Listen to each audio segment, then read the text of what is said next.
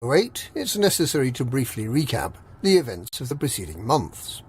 3307 began with a massive invasion of Thargoids in the Coalsack and Witchhead nebulas, for which humanity had been poorly prepared.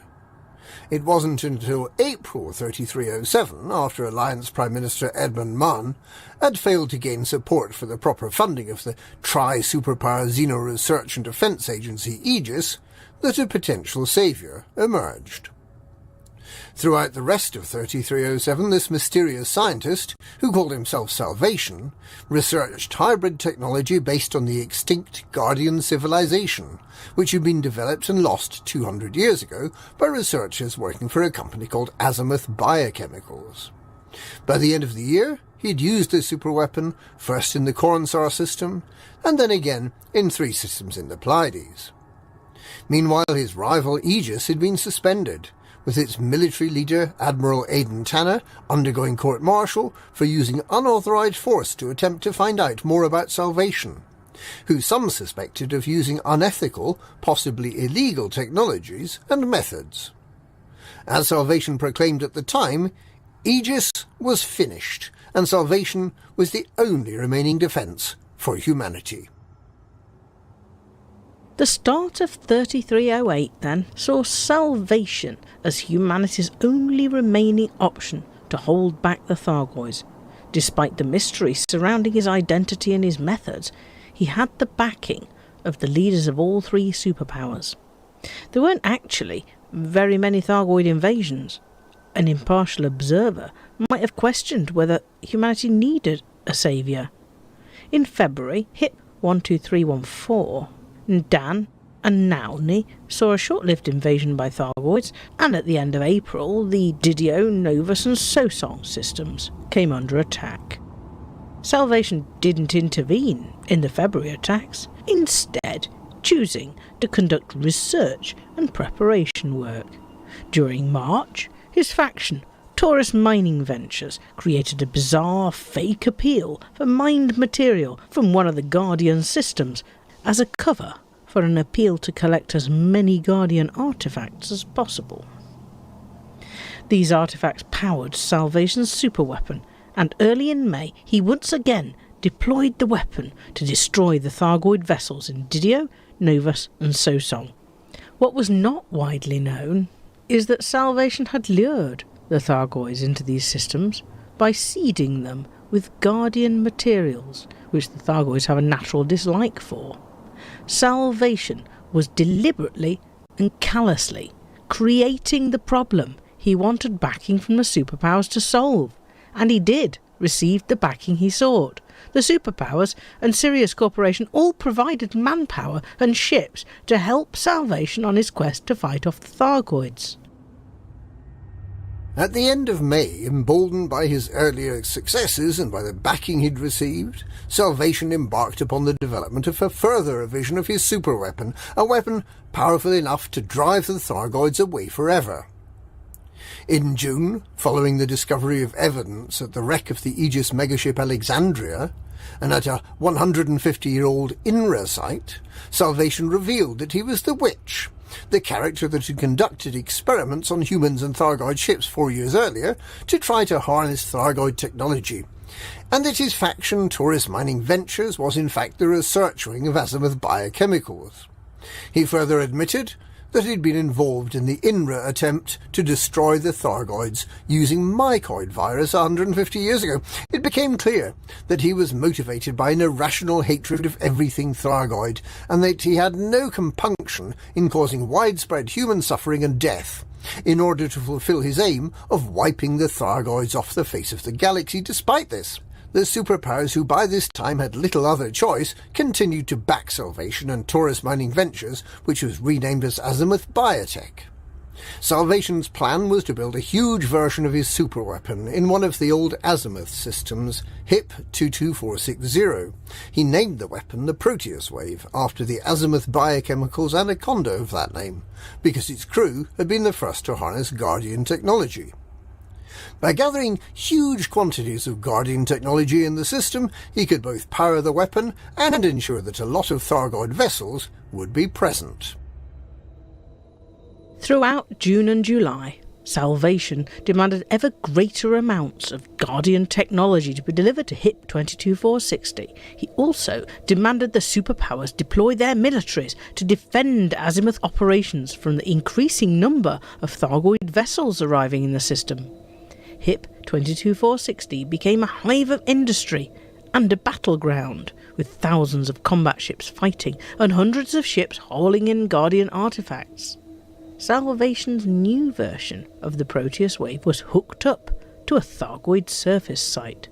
These mysterious sites are believed by some to be crashed Thargoid hive ships. Salvation's intention was to amplify the power of the tuned electromagnetic pulse to disable or destroy more Thargoid craft than ever before, dealing such a blow to the Thargoid fleet that they would be forced to withdraw completely and irrevocably from human space. On the 8th of August, Azimuth Commodore Morag Halloran broadcast a statement from Salvation proclaiming that the following day, August the 9th, would be Doomsday for the Thargoid species. On the 9th of August, the Proteus wave was finally activated. For the first few seconds, it appeared that it had been successful. With Thargoid ships in the system disabled, the celebrations broadcast across the galaxy began. But only a few seconds later, it all went horribly wrong. A second massive pulse from the Thargoid surface site and the Proteus wave weapon somehow reversed the effect of the first pulse. Thargoid ships came back to life, while all human ships in the system were temporarily disabled. The Thargoids, seemingly enraged by what had just happened, took their revenge on ships in the system, both azimuth megaships, all the Alliance Imperial and Federal capital ships, and a large number of the smaller vessels were destroyed in the near-total massacre. HIP 22460 became, and remains, a Thargoid system. The Thargoids seem to have assimilated the power of the Proteus wave weapon and can turn it back on vessels that have Guardian components, rendering those components useless. The system is patrolled by Thargoid vessels that will drop on any human ships brave or foolish enough to venture into the system and will attack without mercy. And the Thargoids in the system made some sort of roar that's believed to have been a communication that received a response from some distant location, and that may have been the trigger for what happened later in the year. Salvation is believed to have been killed in the massacre of HIP 22460, but Azimuth, under its new CEO Torben Rademacher, continues to dream of being an effective manufacturer of anti-xenotechnology. But its legacy, what it and Salvation had unleashed, would only become apparent some months later, when strange moving lights were identified, moving rapidly towards the human-occupied bubble.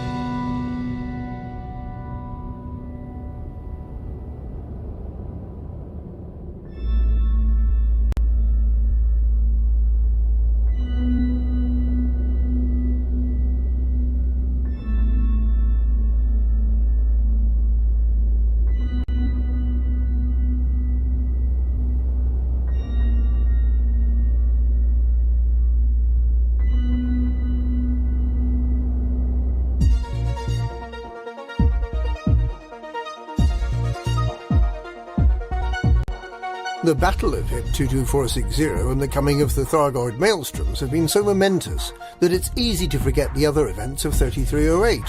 In this episode we bring you the case of the missing emperor, a president seeking re-election, a bridge erected, a pirate insurrection, and a generation ship resurrected.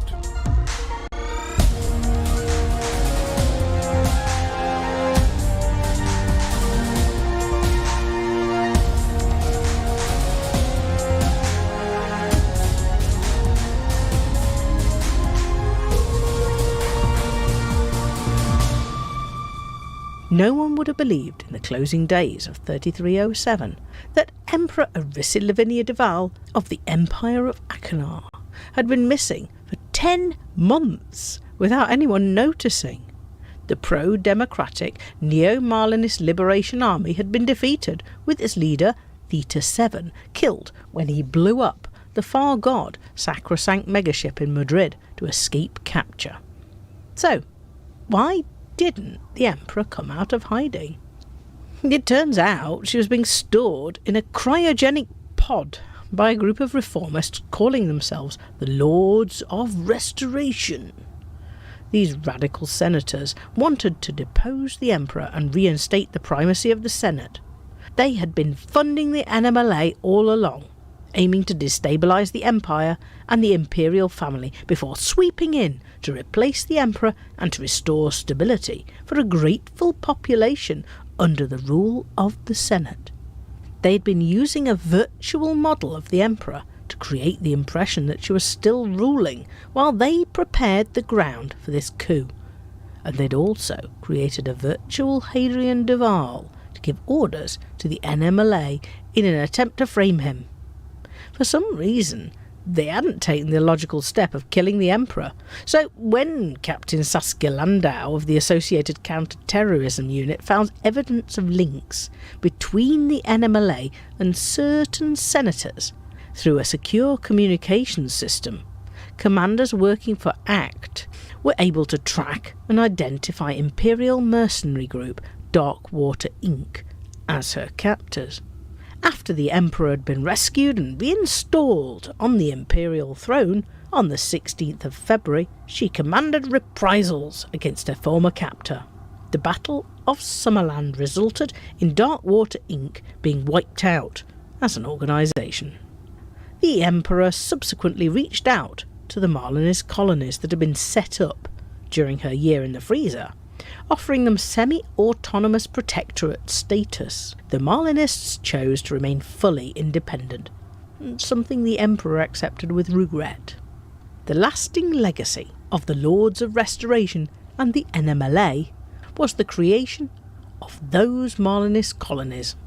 It remains a mystery how the Empire managed to continue for a year without its Emperor, without realising. The Empire may have had an exciting year, but apart from the persecution of the Far God cult, the Federation has had a deadly dull year. There was a brief scuffle with a drug gang, but otherwise the only news was that President Hudson is planning to amend the Constitution to allow himself to run for the presidency beyond the current maximum term of 8 years. This Hudson contravention has not yet been put to Congress, and in related news, entrepreneur Zachary Rackham has announced that he'll be running for the presidency next year, in all probability making it a 3-horse race between Hudson, Rackham and Felicia Winters. But that's a matter for 3309. The Alliance has spent much of the year agonising over its defence pact with the Sirius Corporation. The Prime Minister arranged the pact, which saw Sirius providing anti-Xeno support to the Alliance without proper reference to the Alliance Assembly, leading to delays and a long trial period, during which Sirius Corporation did nothing whatever to defend the Alliance from Thargoids. The presence of Sirius megaships in some of the old world systems did, however, provoke a rebellion in the Riort system, which attempted unsuccessfully to declare independence from the Alliance rather than suffer what appeared to it as an occupation. Sirius took a seat on the Alliance Council of Admirals, and in many ways seems uncomfortably close to controlling parts of Alliance policy. And the best it has done to defend the Alliance against Thargoids so far is to provide humanitarian aid to attacked systems and to station a few megaships in some of the outlying systems. It does not appear that the Alliance is getting much value for money. In addition, the pact with Sirius is interfering with proposals to merge the Federal and Alliance navies to increase their effectiveness against the Thargoids. 3307 saw the completion of the Colonia Bridge, a string of megaships along the route between the Bubble and humanity's outpost near the galactic core. The first 3 months of 3308 saw the Colonia Bridge enhanced by the installation of 5 starports along its length, including shipyards, outfitting, materials traders and technology brokers. Brewer Corporation's intention was to make it possible for entire communities to establish themselves at these remote truck-stop starports. In reality, the facilities offered and their remoteness makes the starports useful for little more than a temporary base along the way. May saw a brief but extremely bloody attempt by Vidar Trask and members of the Blue Viper Club to depose Pirate King Archon Delane. It all revolved around the members of the inner circle of the Kumo Council. Delane had the support of his newly appointed deputy, Callan Salamanca, the son of Gideon Soulless Salamanca, but it was the other 2 members of the inner circle, expert administrator Vidar Trask and Kay Valentine, originally part of the Blue Viper Club Dredger clan, that apparently decided that Archon Delane's piratical approach to trade was holding back the development of the Pegasi sector as a trading hub for the galaxy. Based upon this assessment, they did what any good pirate would do. They mutinied. Delane was sufficiently lucky and sufficiently experienced in the way of ambitious up-and-coming pirates and the way they tend to create the dead man's shoes before stepping into them to survive the attack. He launched a terrible reprisal against those responsible. There was a lot of sound and fury and colourful piratical language, resulting in the Blue Viper Club Dredger departing abruptly for destinations unknown and Archon Delane retaining his grip on the dodgy side of the galactic trade, which he continues to run in his traditional piratical way. The arrival of the Artificer's clan Dredger in Upaniklis towards the end of May gave the crew of the Golconda generation ship a once-in-a-lifetime opportunity. The Golconda had arrived in Upaniklis in some distress towards the end of 3305. The crew was rescued from the damaged generation ship and set themselves up at an outpost, Forester's Choice, provided for them by the Federation, distilling and bottling a rare and unusual beverage. However, many of the crew missed their former life travelling at sublight speeds between the stars over hundreds of years. The Artificers, one of several Dredger clans known to live a nomadic lifestyle in the galaxy, decided to repair and upgrade the Golconda. Kitted out with new faster-than-light hyperdrives, the Golconda set sail again on the 17th of June. Some Golcondans remain at Forester's Choice, the rest have vanished from sight, like the Dredger clans. We may hear from them again.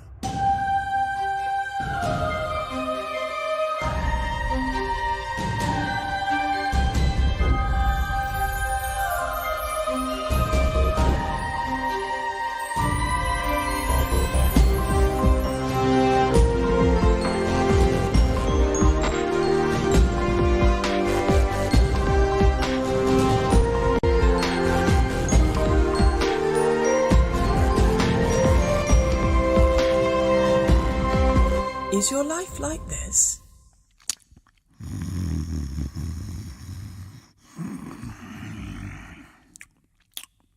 It could be like this.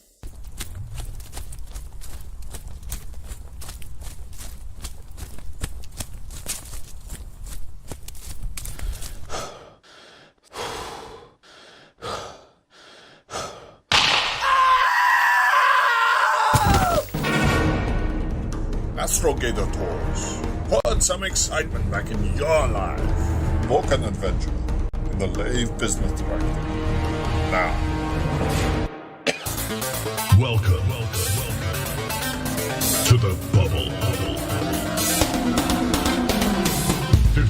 1,000 stars with 19,000 inhabited systems, settlements, outposts, stations, and bases.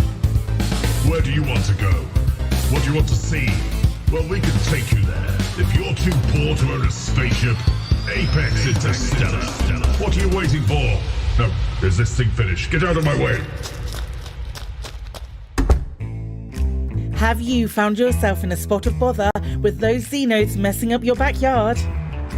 Oh, why are there Thargoids in my system? Can't leave the house without fear of a hyperdiction? Can't even get to work. Not that they've noticed, because everything's on fire there too. Sick of the amount of time it takes to scrub the caustic damage from those hard-to-reach places? Oh, fuck. Oh, it fucking hurts. Fuck. Ow. Introducing Dr. Pope's Caustic Burn Cream. Apply a few drops to the affected area and feel the euphoria of instant relief. After that, just wash the burn away. It's like it was meant to happen. It's so good, you can even use it on your ships. Thanks, Dr. Pope. My ship smells brand new. Dr. Pope's Caustic Burn Cream, the miracle that can happen. Side effects may include dizziness, constipation, an itching sensation, worship of an obviously aggressive false deity, death, and loss of sense of smell. Should you experience any of these symptoms, please contact your doctor immediately. Not Dr. Pope though, he's busy.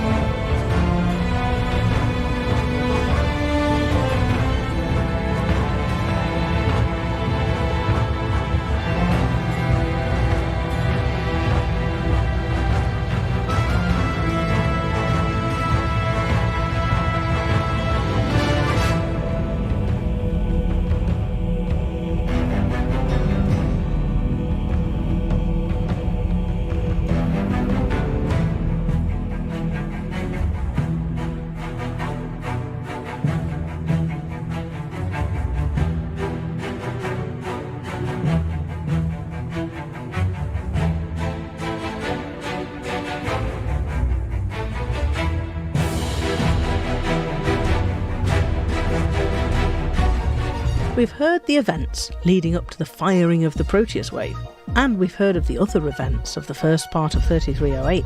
The now seemingly trivial squabbling within Empire, Federation and Alliance.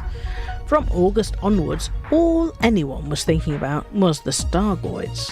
What they were, where they were heading, and what did they want. We were to find out soon enough.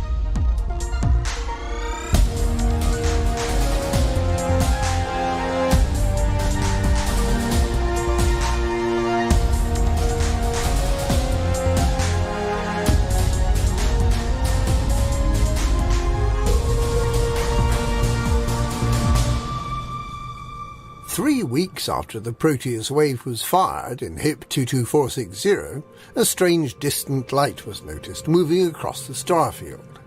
It was initially a dull orange glow, but as closer observation became possible, the light took on a distinct shape, with an orange-yellow centre radiating a helix of green and blue. As the weeks passed, it became clear that this object was moving purposefully from star to star, making its way towards the core human systems in the area we know of as the bubble. And more of the stars were identified, also closing in on the bubble. By the 23rd of October, there were 8 of these rogue signal sources, or Thargoids as they were dubbed. They moved at erratic speeds, but their direction was clear. The sounds they gave off, audible in the full-spectrum scanner, gave little doubt that the Thargoids were Thargoid in origin. But what were they? And what was their intention? Despite Salvation's successes in having Aegis sidelined and eventually shut down, the remnants of the organisation remained active, centred around its former head of research, Professor Albert Tesreau, and the Thargoid and Guardian specialists Ishmael Palin and Ram Tar. Commanders had discovered, soon after the Proteus wave was fired, that all active Thargoid structures now processed Guardian relics into something different. Green, glowing crystals, provisionally known as unclassified relics. Their theory was that the Proteus wave had somehow become assimilated into the Thargoid hive mind, and that the Thargoids had somehow become better able to cope with the threat of Guardian technology. They appealed for as many samples of these new unclassified relics as possible, and also arranged for increased payouts for xenobiological scans, in the expectation that they can use this knowledge to develop better defences against the Thargoids. Professor Tesreau was able to take into her care the only known survivor of Azimuth's terrible experiments to splice human test subjects into Thargoid scouts in 3303. Xiaojin I, known to Azimuth as D2, had been implanted with technology that gave us some insight into Thargoid communication and the Thargoid hive mind. She explained to Tesreau that the Thargoid roar heard on the 9th of August was a call and a response, with the response roughly translated as, "We see them. We are coming." And the former Azimuth test subject explained that this was not a good thing, and that she was certain the Thargoids had decided to take action against humanity. Professors Palin and Tesreau concluded that the Second Thargoid War was about to enter a new, potentially far more intense phase. The Aegis statement was criticised for being needlessly alarmist. Markets weakened, there were protest rallies. The superpowers seemed unwilling to take any decisive action to prepare, with the Empire refusing to cooperate with the Federation and Alliance. There were a few small-scale skirmishes when Thargoids entered several peripheral systems, but the Thargoids left again a week later without attempting to damage any starports. It is now believed that these Thargoids were gathering, waiting for the so-called Thargoids to arrive. The Thargod cult, which believes that the Thargoids are the angels of the apocalyptic death god known as the Thargod, were a victim of the unrest in federal systems in particular. As happened before in 3304, they were accused of being Thargoid spies and were driven out by mobs, with the active support and participation of the federal security forces. They remain in hiding, aboard their megaships, the Perdition and the Testament. A different response to the coming of the Thargoids was the Thargoid Advocacy Project. This grassroots movement said that war with the Thargoids was pointless, and that if we could all sit down and talk over our differences, we could sort it all out, without anyone having to die. Opportunist federal politician Dalton Chase helped fund a peace megaship that would attempt to contact the first Thargoid. He was unfortunately unable to travel the peace mission himself, as were the vocal social media proponents of the movement. On the 24th of November, the peace megaship Kingfisher was destroyed, and everyone on board was killed by a fleet of Thargoid interceptors that had been following the first Thargoid, Tyrannus. If it had not been clear before, there was now no doubt left that the Thargoids were not open to peace overtures and that something terrible was about to happen. A few days later, on the 29th of November, the first of the 8 Thargoids, Tyrannus, dropped into orbit around a pneumonia world in the Hyades sector FB-N B7-6 system. At that moment of arrival, everything changed. Thargoids took over that system and a number of the surrounding systems and displayed a level of aggression more intense even than they had shown in HIP 22460. They intercepted and attacked ships in the area, pulling them out of hyperspace and, for the first time, from supercruise. They attacked and destroyed stations. For the first time, their targets included not only starports, but outposts and planetary bases. They ignored settlements, but the settlements were quickly abandoned by humanity in any case. For the first time, Thargoids were seen attacking human starports and other assets close up.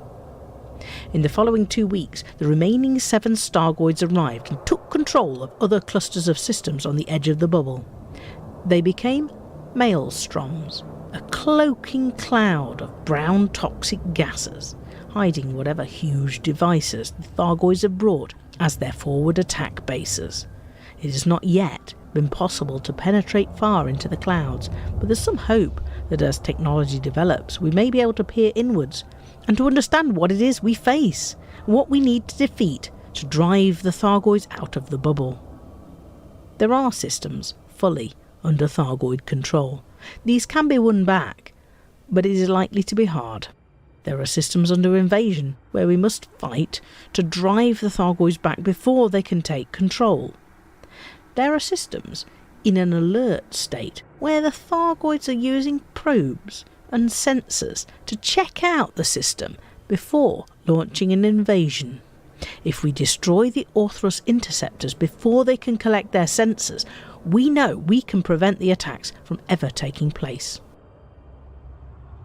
Humanity has responded in a more united way than ever before. Rescue ships with medical facilities have been stationed at a safe distance from the invasions to process those evacuated from the attacked systems. These rescue ships are also stocking a range of enhanced versions of the original Aegis anti-Xeno weaponry developed by Liz Ryder and Zachariah Nemo, so that almost anyone can get involved in trying to contain the Thargoids. We're still learning the rules of this new anti-Thargoid warfare. We should know within the first few months of 3309 whether we have a chance of keeping the Thargoids within their current boundaries.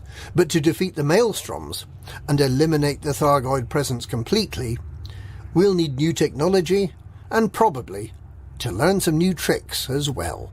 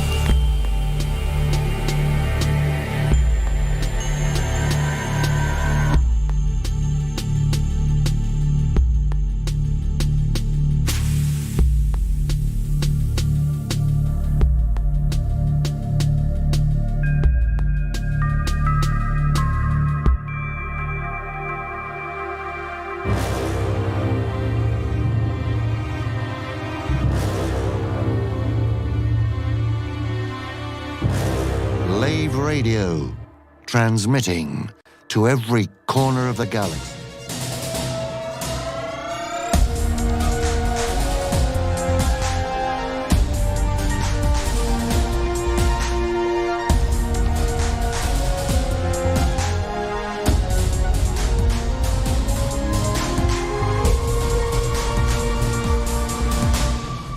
Galnet News Digest, 5th of January 3309. We read the news so you don't have to. In this week's news, Azimuth Biotech revealed they've been working on a way to fit more than 4 anti-Xeno weapons on a ship. And their former test subject, D2, heads off on a solo quest to meet her destiny with salvation.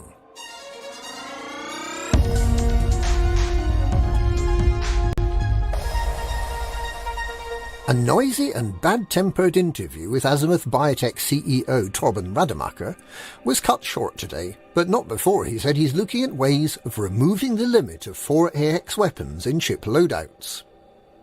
Rademacher was being interviewed by the Tau Ceti Journal.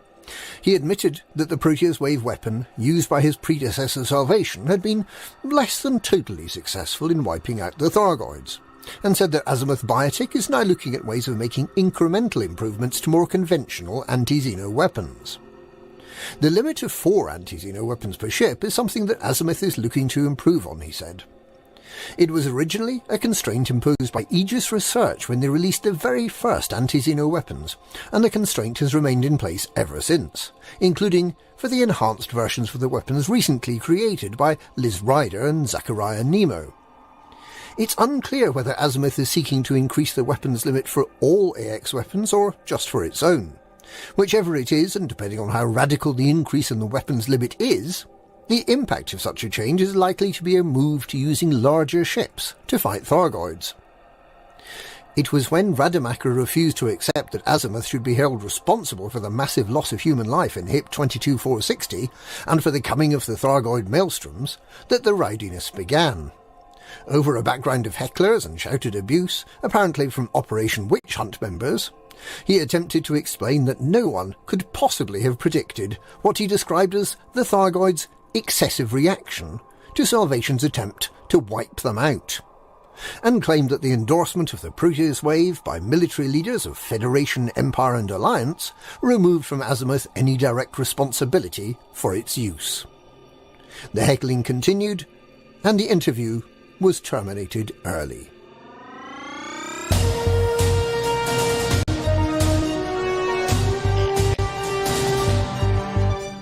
The so-called Thargoid Whisperer, former Azimuth test subject D2, has vanished, leaving a note claiming that she has unfinished business with Salvation. Former Aegis head of research, Professor Albert Ezra, says she became aware that D2, whose real name is Xiaojin Ai, had departed after the former test subject failed to turn up for a therapy appointment. Xiao's voice note thanked those at the former Aegis facility for their care, but explained she's on a mission to do with Salvation. Tesro accepts that Xiao's mental and physical state has improved dramatically while she's been under Aegis supervision, but that the neural implant fitted by Azimuth had still been causing her some discomfort. Tesro expressed concern that Xiao's ability to understand Thargoid communication and intentions may make her a target for some less than scrupulous individuals, and asked that anyone who has any information as to her whereabouts should alert the authorities. Azimuth Biotech expressed scorn regarding Xiao's mental condition, characterising her departure from the Aegis facility as an escape from questionable medical assistance, and pointing out that she cannot possibly have any unfinished business with Salvation, as Salvation died in HIP 22460 on the 9th of August last year. Salvation, also known as Dr. Caleb Wycherley, is believed to have been aboard the Azimuth megaship Bright Sentinel when the Proteus Wave was fired.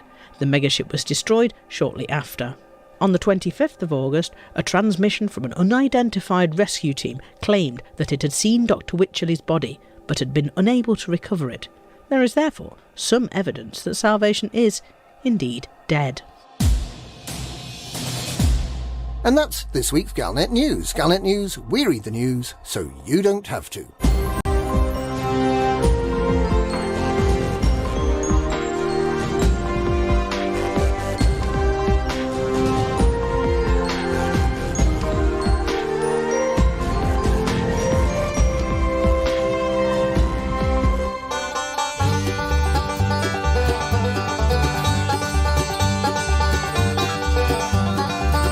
It's Stew in the Mug.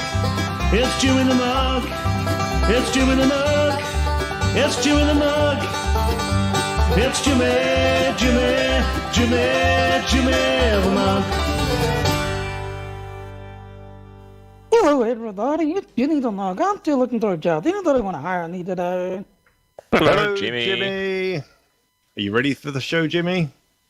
I sure am. How about you guys? Boy, we got a lot of people tonight. Ooh. It's been tough finding the right circumstances for Jimmy and his skills. But after Leo's direction, I found Jimmy a job of being a tourist guide for hot tits. From the bosom of the origins of the truckers, to the nipple of the new truckers expansion. Jimmy is captaining the Beluga across the galaxy, with trips from Hutton. Jimmy's crew consists of me, Hober as the co-pilot, and Taria's Fusion played by the ever-wonderful Evenstar as the space hostess. What? Why am I just hearing about this now? Oh boy, a new outfit for the job. It's a basic jumpsuit with a badge of the logo on it. Oh, I feel so blessed. Good evening, blessed passengers. This is your captain of your ship calling. Welcome aboard. This is the Hudson Orbital Trucker Interstellar Travel Service. Hot tip, yeah. We have a good thing happening on this tour. That if we require anything, please stick to our hostess. Ladies and gentlemen, please fasten your seatbelts. Feel free to pop the little sleepy onion head pills into the little tyke's mouth so we can all enjoy the rest of the flight. They're not going to remember anyway. Please try to keep your eyes forward for the safety briefing from our lovely and single hostess, Evenstar. Okay. If you hear the green alert siren, return to your cabins. If it's the amber alert siren, please find your children and return to your cabin. Please don't take other people's children into your cabin, or you might find yourself on the wrong side of the airlock. And if you hear the red alert sirens, please get to your designated escape pod. If you hear the brown alert siren while you are in the escape pod, please unstrap yourself from your seat and put your head between your knees in the brace position. And you don't make the rebuy screen. You are required to wear the REM lock for the duration of the journey it's in. In its undeployed mode, it will automatically engage if there is a canopy breach or if someone orders the Hutton's foul curry and refried junga beans from the dining area. In addition to the red lock, we have a tracking suite head integrated radar terminal, or T-shirt for short. This handy device covers all you hot tits so we can find you, even in the dark. Hober, do you have anything else to add? Anyone who ordered the large packet for their hot tits flight, please be aware that excessive shaking will make the package release its load. Remember to store safely. Hober, is this outfit really necessary? Just hike the skirt, sort out your cleavage and play along. Let it be a short trip, and we've got to keep Jimmy the mug in the job, or I want to have us for chew toys. Skirt's fine, but it's this song, thong, separating the twins. They don't like it. Plus, the colour is so wrong for the outfit. It's hot and salty Inquisition red, or is it Sovereignty Rouge? Excuse me, miss. I have lost my Aventador toy from my snack spot. Could you help me to find it? All right, little commander. Let me take a look to see if it's stuck under your seat. Excuse me, miss. Sorry. I mean, sir. But I can see your... the in-flight nuggets meal from here. Oh, sorry, my dear. Just helping out a little commander here. Oh, just a bit lower. Bit deeper. Oh, pulled it off. There you go, Sonny. Now run along. And sir, anything I can get you from the hold? A pair of VR goggles to not experience this. Or possibly directions to the nearest airlock, so that I can space myself. Excuse me, why is this oven so sticky? Well, that's some of the famous Hutton icing from the cookies. Would anyone like some? Freshly whipped up from our captain. If you check our menu, it's creamy, smooth, salty, and warm treat. Get yours before the cabin crew does. Now, everyone's guzzled your cookie cream. It's time to turn out the lights as we pass through this pulsar star. Remember to ignore the flashing light through your eyelids. That's just radiation passing through your skin. Jimmy, we've been on this tour for 6 hours over the planned route. Are you sure you're following the contours of the hot tits route? Well, yes, I am. Lave Radio, broadcasting to every corner of the galaxy. That stanchion's coming down on top of him. General alert. Looks like the rig has collapsed after all. We'll need a secondary engineering team to come out and recover it. Roger, PD-002. What do we do? We'll take the lifter back to the dock. We'll need a bigger recovery crew to remove the stanchion and relocate the drill head. But Kurlik is stuck under the wreckage. There's always a risk of a repair like this. We'll get the job done with a relief crew. No! I mean, we have to go back for Kurlik. Risk this lifter for a jailbird? Not on your life. I'm going in. Turn this lifter around, prisoner. We can't just leave him! And I say we go back. Or do you need a reminder? Lifter PD-002. Any problems down there? Well, I thought not. No problems here. Returning to dock. Roger, PD-002. Now, let's just take it easy. Whoa! What the hell do you think you're... I am not leaving a man down there to die.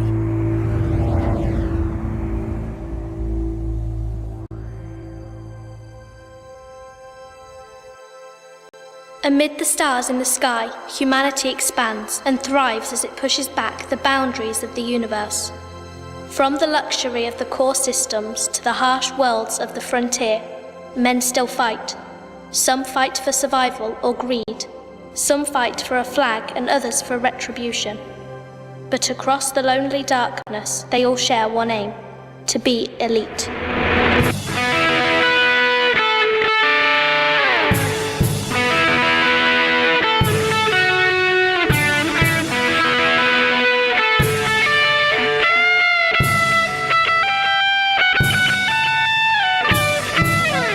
Escape Velocity, an Elite Dangerous audio adventure serial written and produced by Christopher Jarvis. Series 3, Episode 4, Reunion.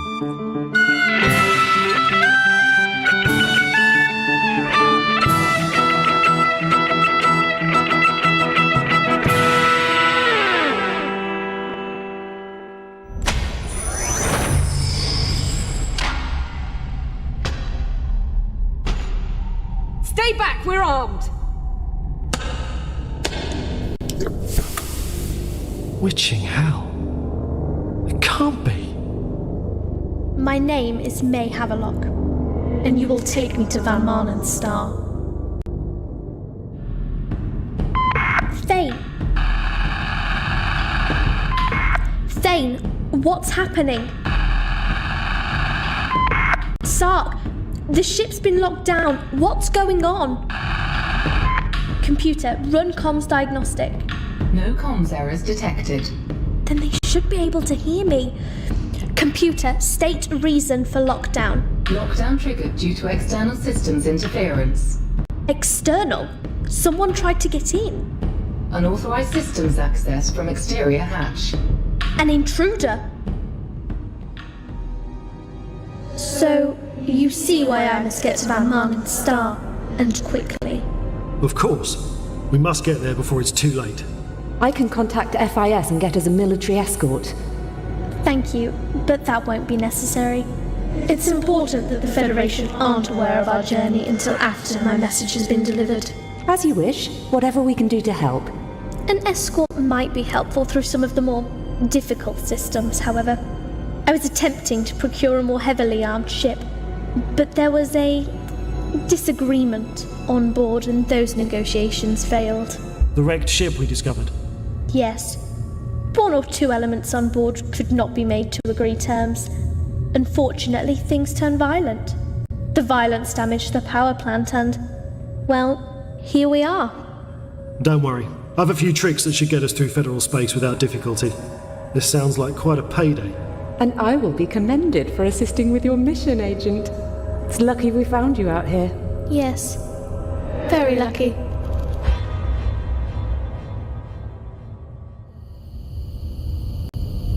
Kurlik, are you okay? Kurlik, you'd better be alive. I can't have risked this for a dead man. Not a dead man, not yet. Oh, Kurlik, thank the gods. Are you okay? My arm is pinned. The metal one, thankfully, or this would hurt a lot more. Can you move it? No, it's too heavy. It's not the weight. In this gravity, you should be able to lift the whole assembly. It must marked on something. Sounds like my suit might be damaged too. Although the air pressure in my helmet's holding. Can you help? Yeah, I'm moving the lifter around to find a good angle. Hopefully I can grip the beam with the crane arm and wrench it free. Without hurting you, of course. Of course. Hey! Open that door! Thunder! Open up! What's that? Oh, just a few problems at this end. Open the door! Oh dear, have you done something foolish to rescue me? We had a little disagreement about rescue priorities. Well, I'm very grateful. I thought we agreed there was no honor among thieves. Turns out I'm not as cold as I should be. Can't leave you stuck out here. Not after what happened to my... Well, that's how it is. What will they do to you? Well, I've got an idea about that. They should never have put me in this pilot seat. I may have been a terrible thief, but I'm a damn good pilot. You see the arm coming in? Space, it's terrifying. The arm reaching out from the lifter. Looks like a giant coming for me. Okay. Brace yourself.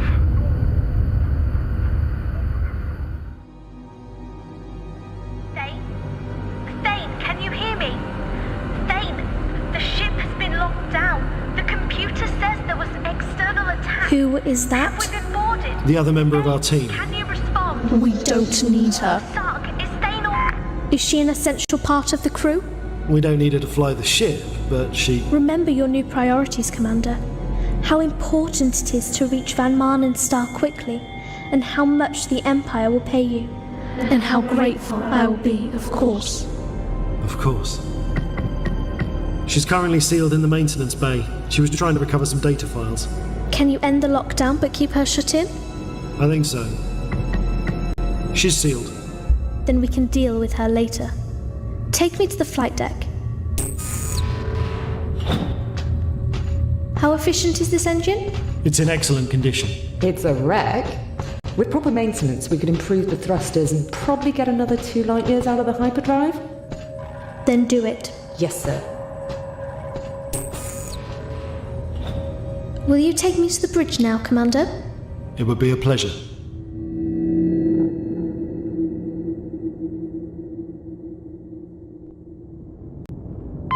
Thane! Thane! Sark, open this door! Space, it's useless. What was that? Lockdown released. Great! Computer, open this door. Unable to comply. Why? Door has been deadlock sealed by Commander Priority 1 order. What? Door has been deadlock sealed. I heard you. Well, that doesn't leave me with many options.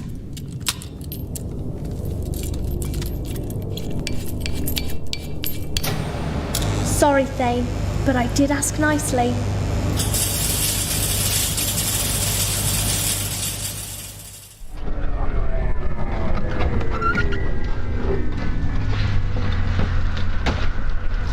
Witching hell.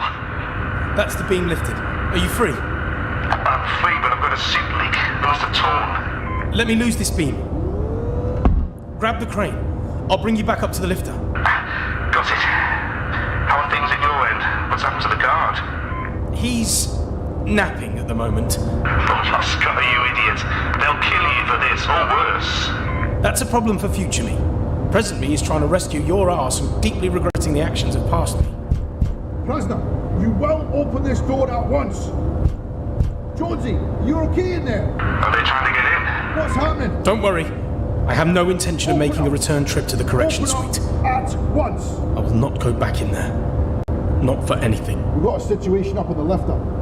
Sounds like the prisoner has incapacitated 9843 Jones and assumed command. What's happening? Prisoner? What did you do? Kurlek, I'm AFK for a moment. The crane will bring you up. Only a few minutes there. Be quick. Prisoner? You will?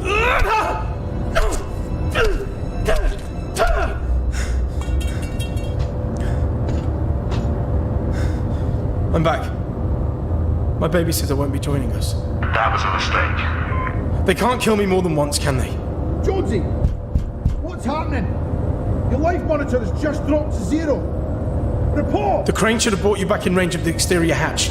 Can you reach? Prisoner! Open this door! Hang on. Open this door! Let me make room in the ship. Loska! You'll pay for us! Open this door at once! Alert. Exterior door override. Rapid depressurization imminent. No! Oscar, you can't just space the guards. Alert. Remlock alarm. It sounds like they'll be okay. Are you on board? I'm inside the door. Good. Re-establishing hold air pressure. Now there's no going back.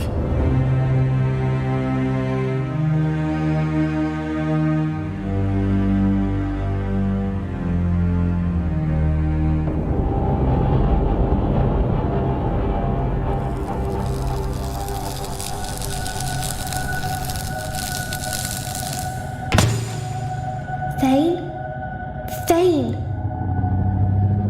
We're moving. Witching hell, my weapon is with Thane. Okay, think. If we've been boarded, safest first option is the cargo bay and engineering. Right.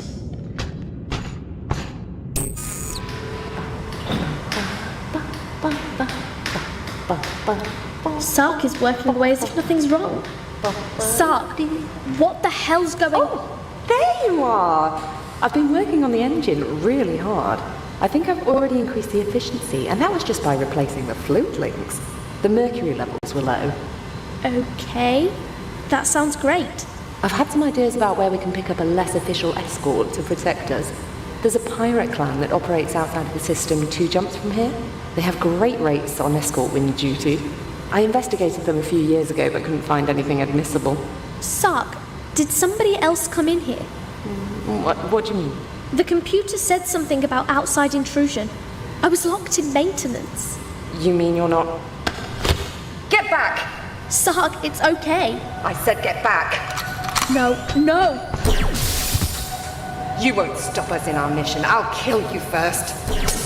What the hell is going on?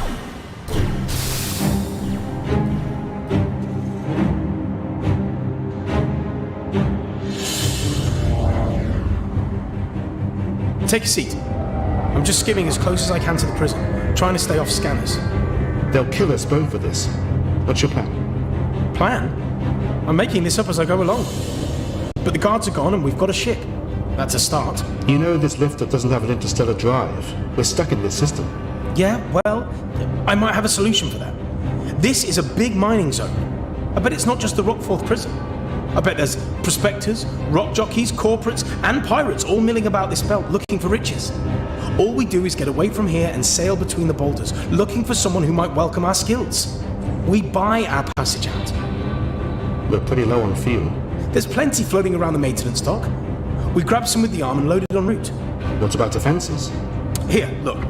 You can see all of the prison fortification on this monitor. You're keyed into the ship on a staff ID. Well, our guard friend there logged us in. He won't be using it again. Look, there's clear blind spots between the guns here and here. And the corporate response team are a couple of hours away, assuming the alarm's already been sounded. What's our alternative? Hand ourselves in and hope for clemency? Sounds even less likely when you say it. You're right. Let's do it. We'll keep low over the maintenance yard and grab as many fuel canisters as we can.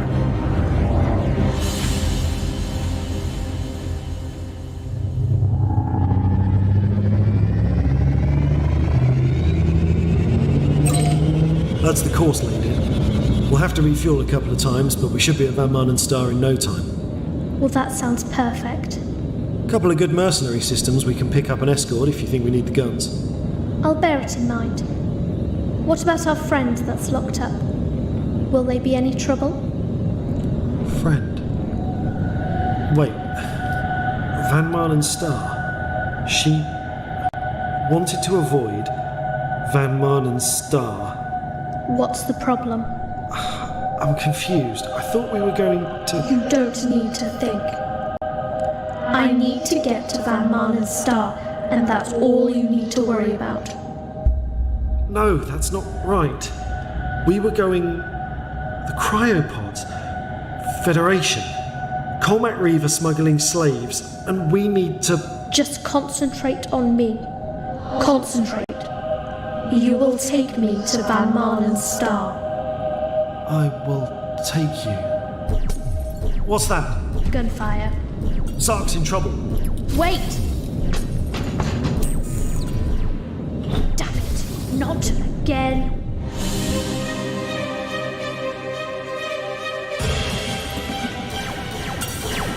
I won't let you interfere. This is a priority mission.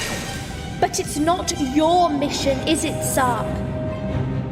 It's important. Think. You were on your way to report to the Federation. This morning, that was the most important thing in the world. Oh, stop it! You're trying to trick me. Sark, you will get this ship turned around and report to the Federation with your evidence.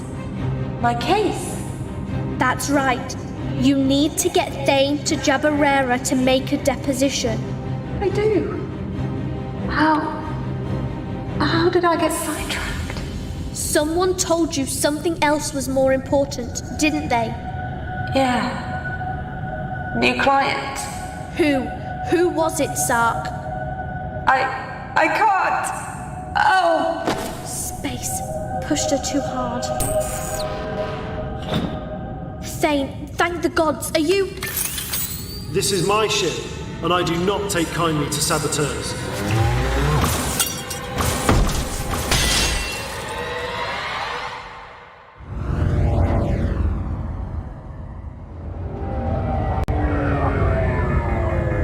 There's the fuel store. Well, there's plenty of it. Deploy the arm and we'll hook one of the containers. Have you considered fighter support? I've not seen any fighters since we arrived. Too risky to keep them near the prison, I suppose, given the qualifications of the prisoners. I think they'll bring in fighters from Aquada, which gives us a couple of hours to get loaded and clear. I'm pretty sure I can evade them until we swap ships. Pretty sure? I'm not going to let them take me. I promise you that. That doesn't sound very encouraging. Look, you can trust me, okay? I'll get us both out of here. Okay. Hook the container. Come on. Oh, come on! Problem? Yeah, this crane really is a piece of junk. Can't line up the arm. Can we go without it? We're running on fumes as it is. I don't fancy a drift course in a mining zone, and if we're in the open, the Rockforth interceptors can pick us off at their leisure. Then we do like at the drill site. I'll climb down the arm and hook the end manually. Are you sure? What about your suit? I sprayed a seal on it. It's not great, but it will hold. Besides, you're the pilot. Once we've got the arm hooked on, you take off. I can climb back up in flight. Okay. Make sure you hold on. Don't worry. This arm lets go of nothing.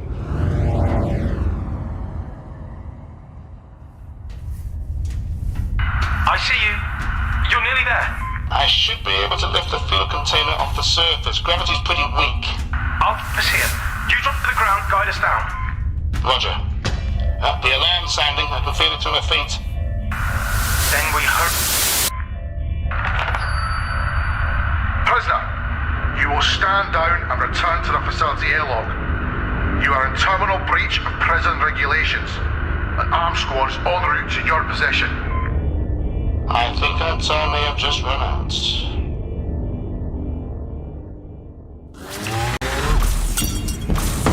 Where's Sark? What have you done with my crew? My crew is my family. If Sark is hurt, you'll pay. I'm your crew, idiot. Come out where I can see you. Okay. I trust you, Thane. I trust you to know me. What do you mean? May? That's right, Thane. I'm your friend, remember? Your crew. But if you're here, then who... What's the delay? Oh, I see. You. Unexpected. Kill her. No! I can't... What's going on? Your ship has been infiltrated by an imposter, Thane. Kill her now. Don't listen to her. She's dangerous. She'll kill you. I can't... She's a dangerous enemy agent. She can exert mind control over you. Kill her before she speaks.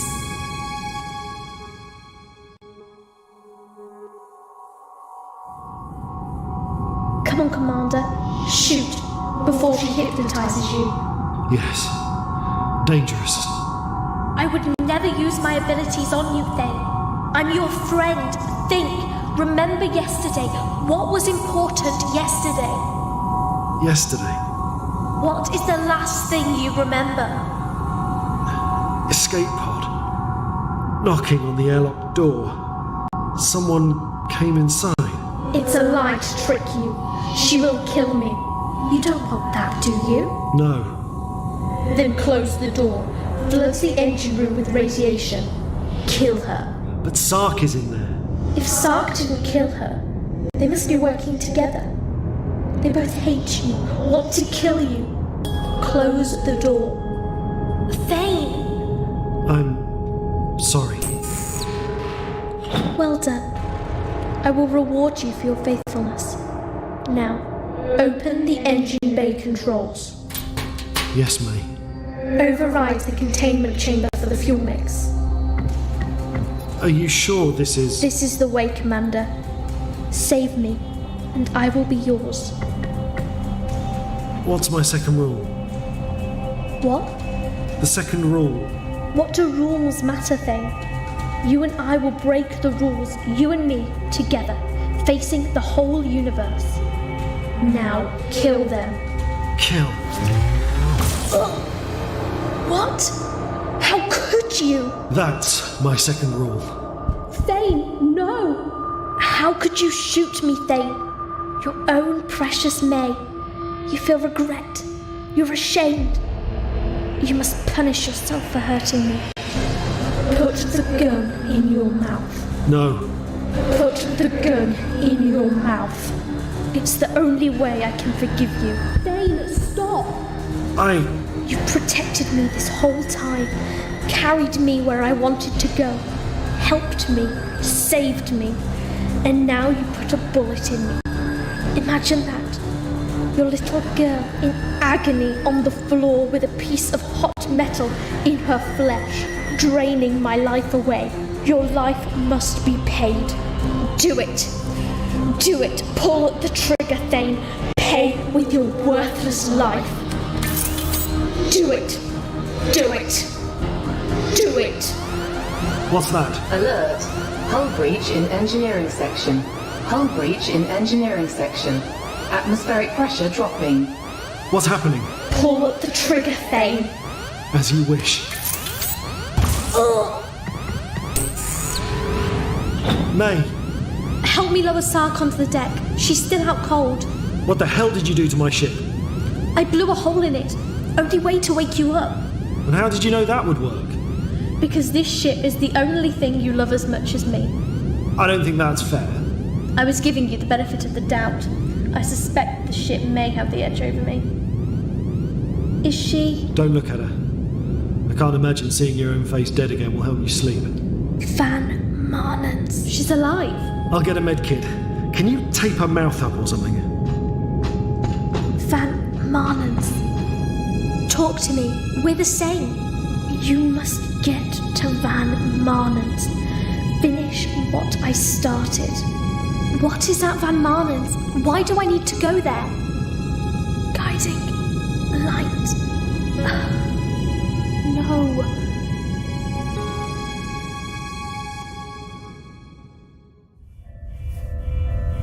A little lower.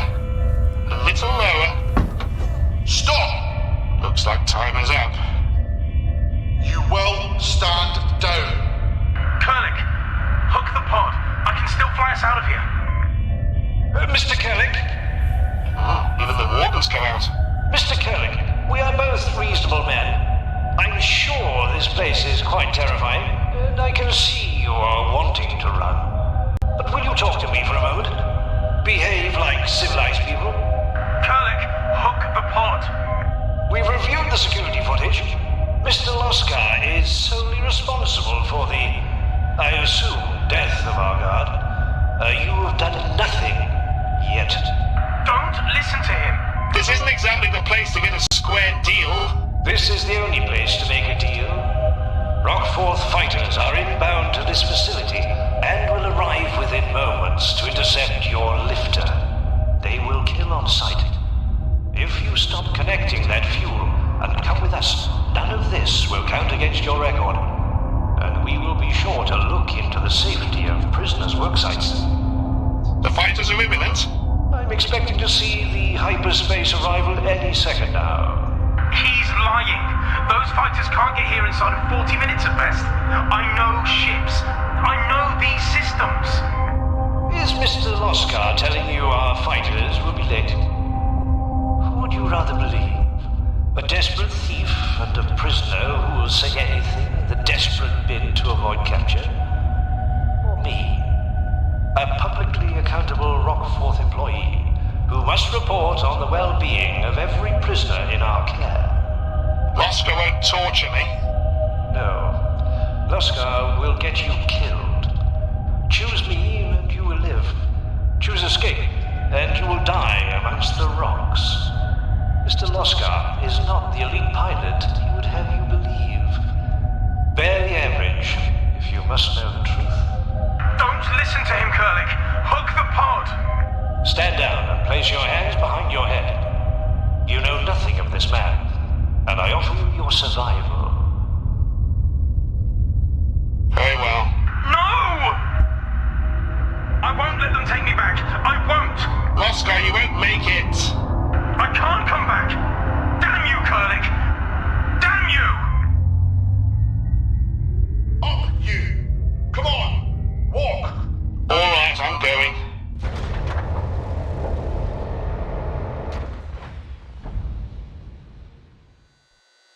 Well, I'm glad you came to your senses. That could have been most embarrassing.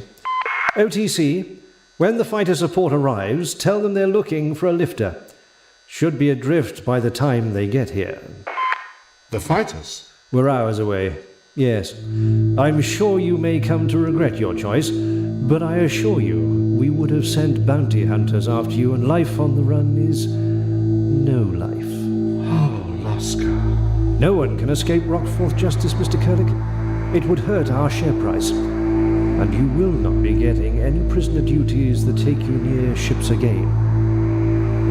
Mr. Abel? Sir? Mr. Kurlik needs some time and re-education to forget what he's learned of our station security and protocols. I think a month solitary should do it. Minimum rations. Very good, sir. You can't do this to me. You can't lock me in a box for a month. Oh, don't worry. You'll get exercise. I think daily visits to the correction suite are in order. Come on, you.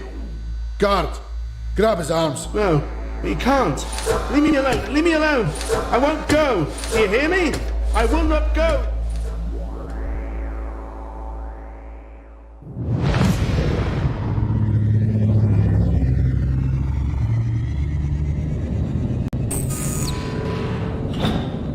I made tea. Thanks.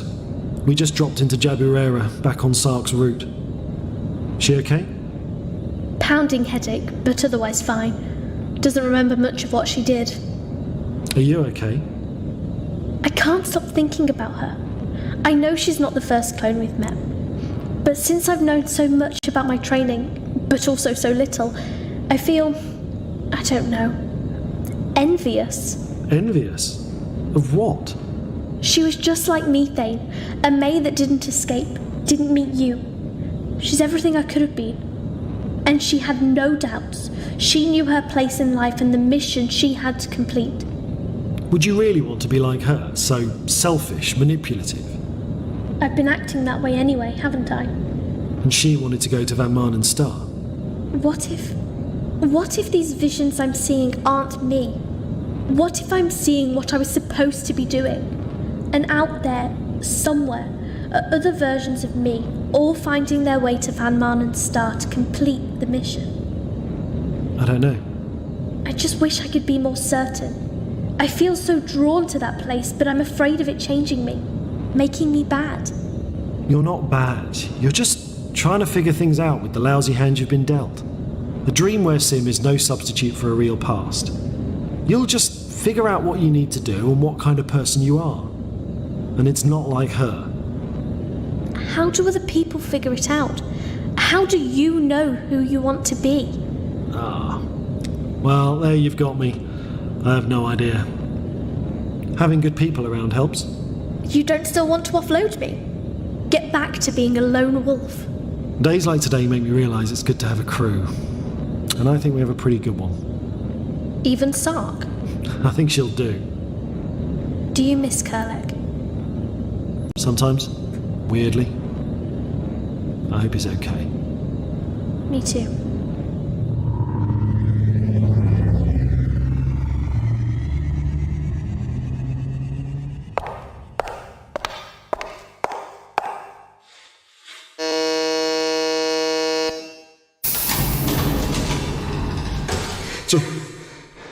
Leave me alone. I've already been in that room today. That's your lucky day. You have a visitor. Your time in solitary might have to be cut short. Really? I can come out? Out with you.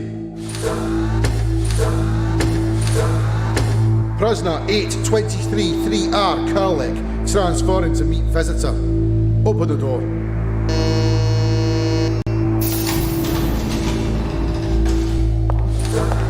Please stay on the green path. You are being tracked by 12 wall-mounted, fully autonomous, Rockford Type 4 anti-personnel lasers. Don't look so pleased. I might be taking you to something worse. I can't imagine anything worse than this. And the safety of this facility.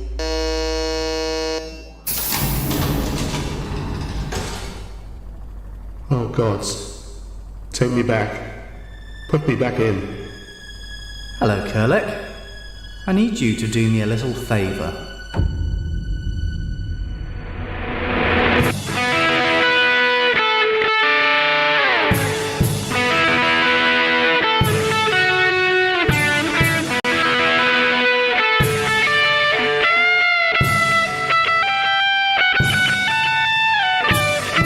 In episode 3 of Escape Velocity, Christopher Jarvis played Thane, Amy Timms, May, Liam Macaulay, Dallas, Janet Westwood Wilson, Sark, and Alan Wales played Kurlek, with Verity Croft as the computer. Ben Goodman, Cut and Guard, and Steve McTighe played the Warden. Other parts were played by members of the cast. Escape Velocity was written and produced by Christopher Jarvis with music by Alan Stroud and is a Radio Theatre Workshop production. Elite Dangerous is copyright Frontier Developments. For more information and full credits, please visit escapevelocity.laveradio.com.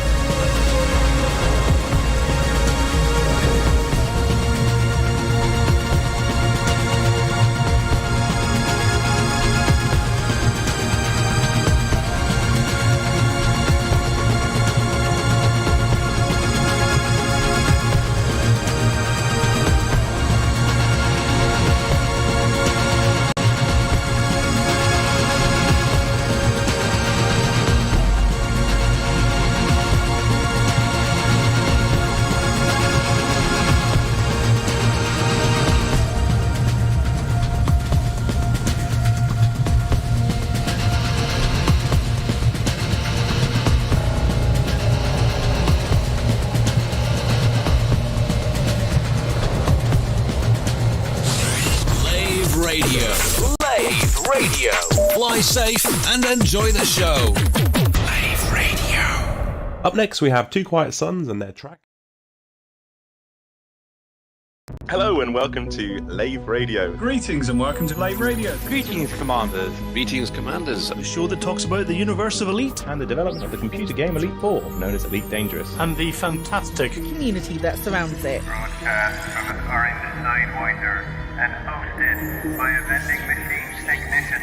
A place of nonsense and innuendo for forum dads. A self-contained podcast 2 hours long. Transmitting to every corner of the galaxy. It's even louder than me. The hottest show this side of Dizzo. The name of the place. Lave Radio. Lave Radio. Lave Radio. Lave Radio.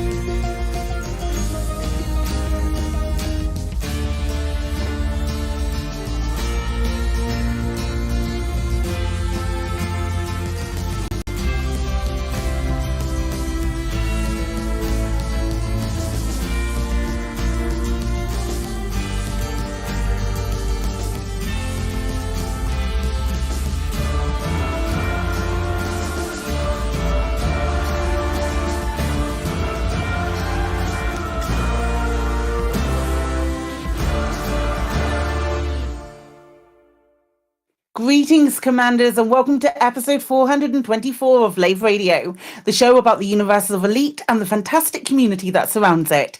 I'm your host, Commander Psychit, and joining me in the Orange Sidewinder bar for this episode are our Head of Health and Safety, Commander Edelweiss, otherwise known as Ben.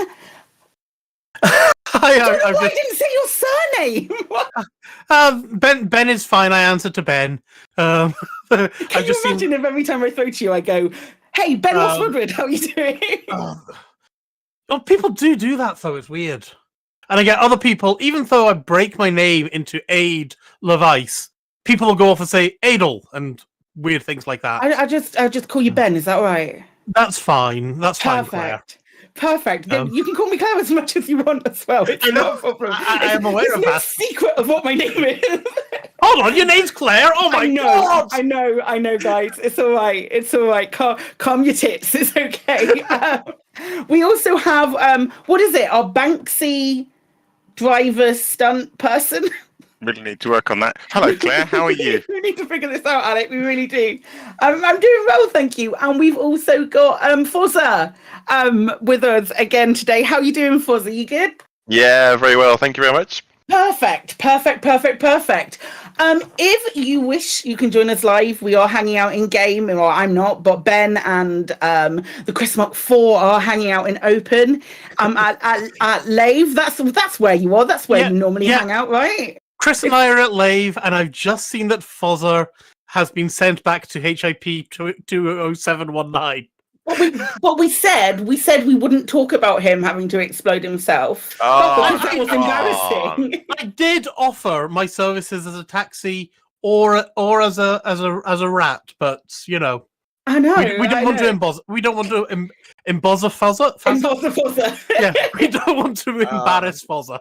As long as we don't mention it, I think we'll be okay. Okay, do you think we got away with that? I reckon so, yeah. If you can't get in game, you can also join us via the Twitch chat channel, which you can access through laveradio.com/live. And clicking on live chat, you can also just come to twitch.tv/laveradio.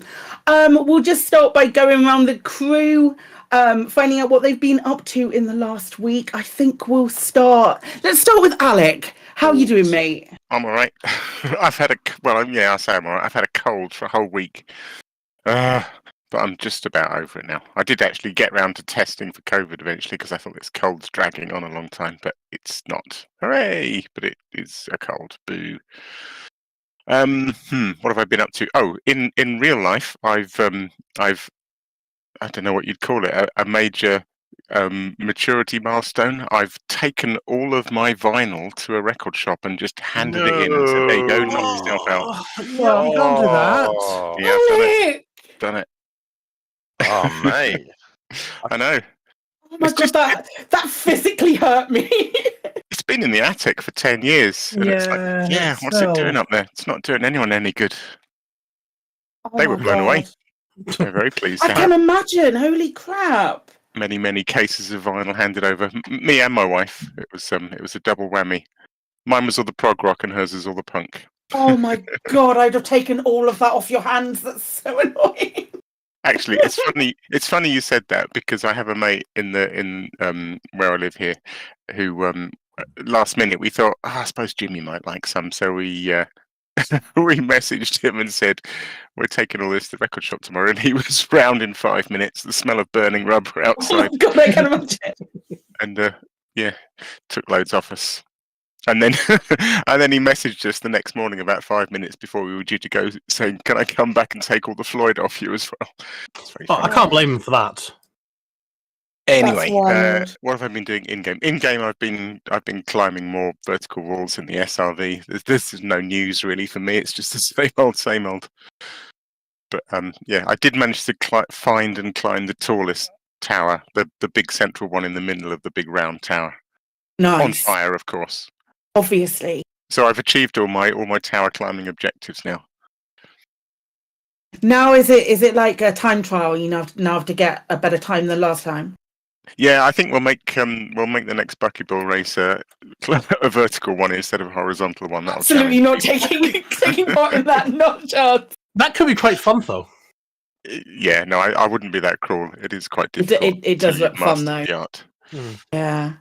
Cool, perfect. Let's move on to Adel. So yeah, I've been approaching the end of Spider-Man Remastered, and my god, that game gets hard. I'm now struggling just to do the casual beat the punks up outside the street kind of idea, which is fine, apart from the fact every 2 meters it feels like there's prisoners and people like that now beating up and everyone in New York. And I'm like, I want to get over there and kill the Rhino, but all these other people are like, throwing off bomb threats and killing the police and all that kind of stuff. So yeah, that's proving to be very very stressful. And then last night, myself, Fozza, and Cow went off and visited some Thargoids. I heard about this. Yeah, we did okay. We might have died a few times, but we also got some revenge.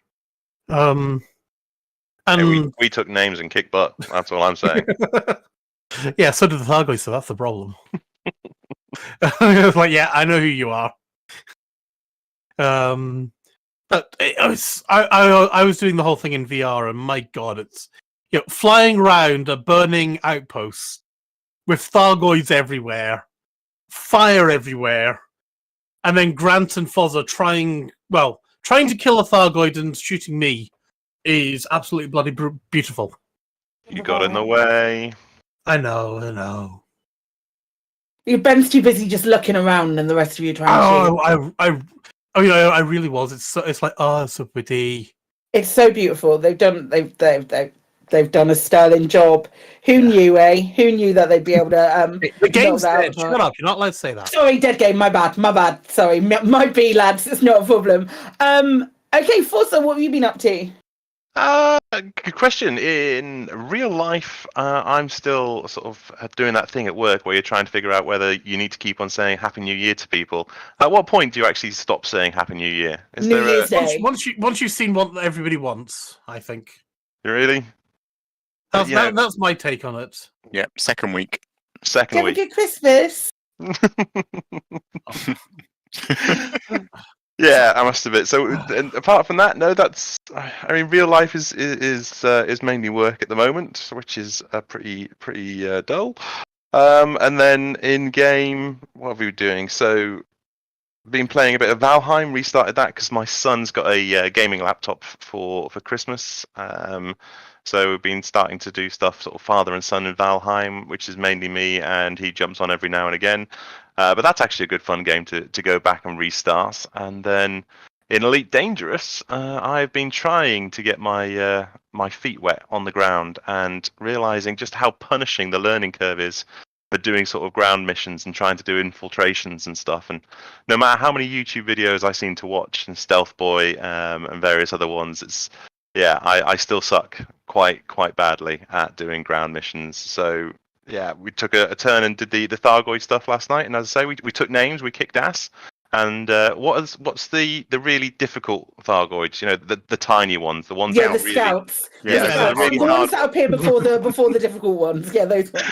So the really hard ones, the scouts. Yeah, we got all their names last night. All of their names. Perfect. Well, I mean, at least you did your part. Yeah. Yeah, I'm doing my part. It's fine. Exactly.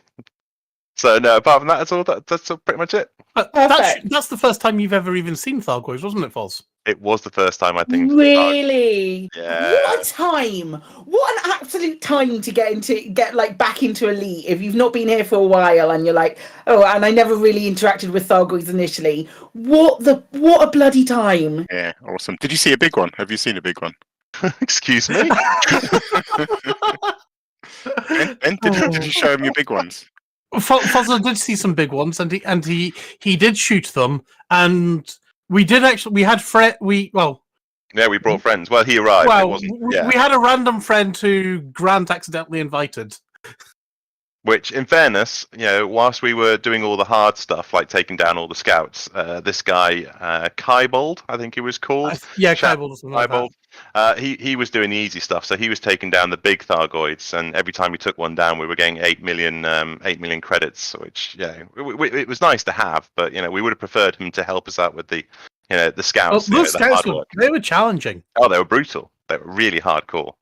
Yeah, especially considering it took me the first sort of 15 minutes to realizing that shooting them with my beam laser wasn't actually doing anything, and I had to actually change my firing groups over to those AX weapon things that I installed but hadn't actually set a firing group for. So, I'm sure we discussed this on last week's show. Beam laser with your laser Pretty sure we pointer. did mention that. We also mentioned it while Foz was loading up. Wow. Uh, and while he was in the taxi coming to the station. Seriously. Incredible. They really need to do a manual for this game. I need a good old written manual so I can play it properly. I ship had sailed. What have I been up to this week? Not like a huge amount. I have started on Operation Get that ever so slightly, maybe a little bit fitter, so she does some exercise, and because there's quite a lot of cool content out there which you can sort of imbibe for free, which are really good, like exercise things and cardio things and all of that kind of stuff. Because I'm not bothered about muscle definition. I just want to lose some of all of this body weight that I've put on through being a little bit sedentary and after my accident and all of those kind of things. So now I'm a little bit healthier. I'm feeling a little less static, shall we say. I can move around a little bit more. So we're giving that a go. I say I can move around a little bit more. I've barely been able to move my legs for the past 2 days because of one bit of exercise that I've done, which checks out, I think, for someone who hasn't exercised for a really long time. In game, I've been doing a lot of Thargoid combat, much like yourselves, and I finally pandered to Daddy Savlon a little bit and got some shard cannons today, and I'm giving those a go, and they're a lot of fun. Highly recommend. I was watching. It looked like a lot of fun. They're a lot of fun. The sound of it's awesome. Yeah, they're like pop. It's amazing. But yeah, they're really good. I highly recommend giving those a go. Especially if you're getting them from places or raising your reputation with salvation in places like T-Tori, where you can't actually where we can't mess about with azimuth at the moment, so I'll allow that. But I wouldn't necessarily choose to do it. If anyone else was offering it, that would be great. But needs must and all that. There's a bloody war on, lads. I think then we shall move on to development news and what have the devs said this week. Ben, I will pass to you with regard to the bit that popped up earlier about their Frontier Trading's update.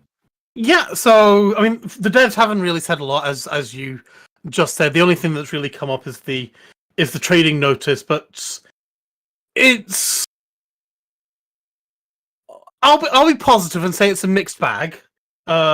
F1 started right good and then went downhill after Frontier went off and said, you know what, we're not going to be supporting this anymore. But what I don't understand is, why did anybody think that was a surprise? It's not like EA supports FIFA 2022 for years at a time and things like that. I think if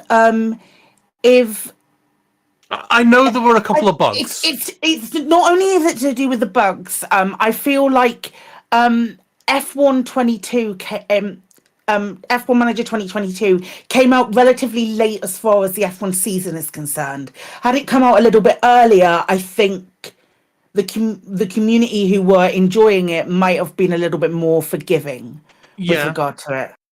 Alec? Yeah. Also, I think there was a slight, classic Frontier communication faux pas. I seem to remember reading the very first thing on Twitter that they were not doing any more support. And it was very blunt, and it didn't sort of say what it should have said, which is season's coming to an end, watch out for, 2023. It was, we're not fixing any more bugs. Yeah. It really didn't. And then they also backtracked on that as well, didn't they? There was a bit of backtracking on that in the forums, going, well, we are still going to be fixing bugs, don't worry. Yeah, and it's just like, either you are or you're not.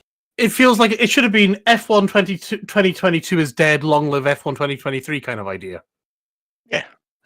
But yeah, it's not like they've never done that kind of thing before. So JW, Jurassic World Evolution 2 and Planet Zoo, they're doing fine. But again, sales have been a wee bitty lower than they were expecting, basically because we've all got no bloody money.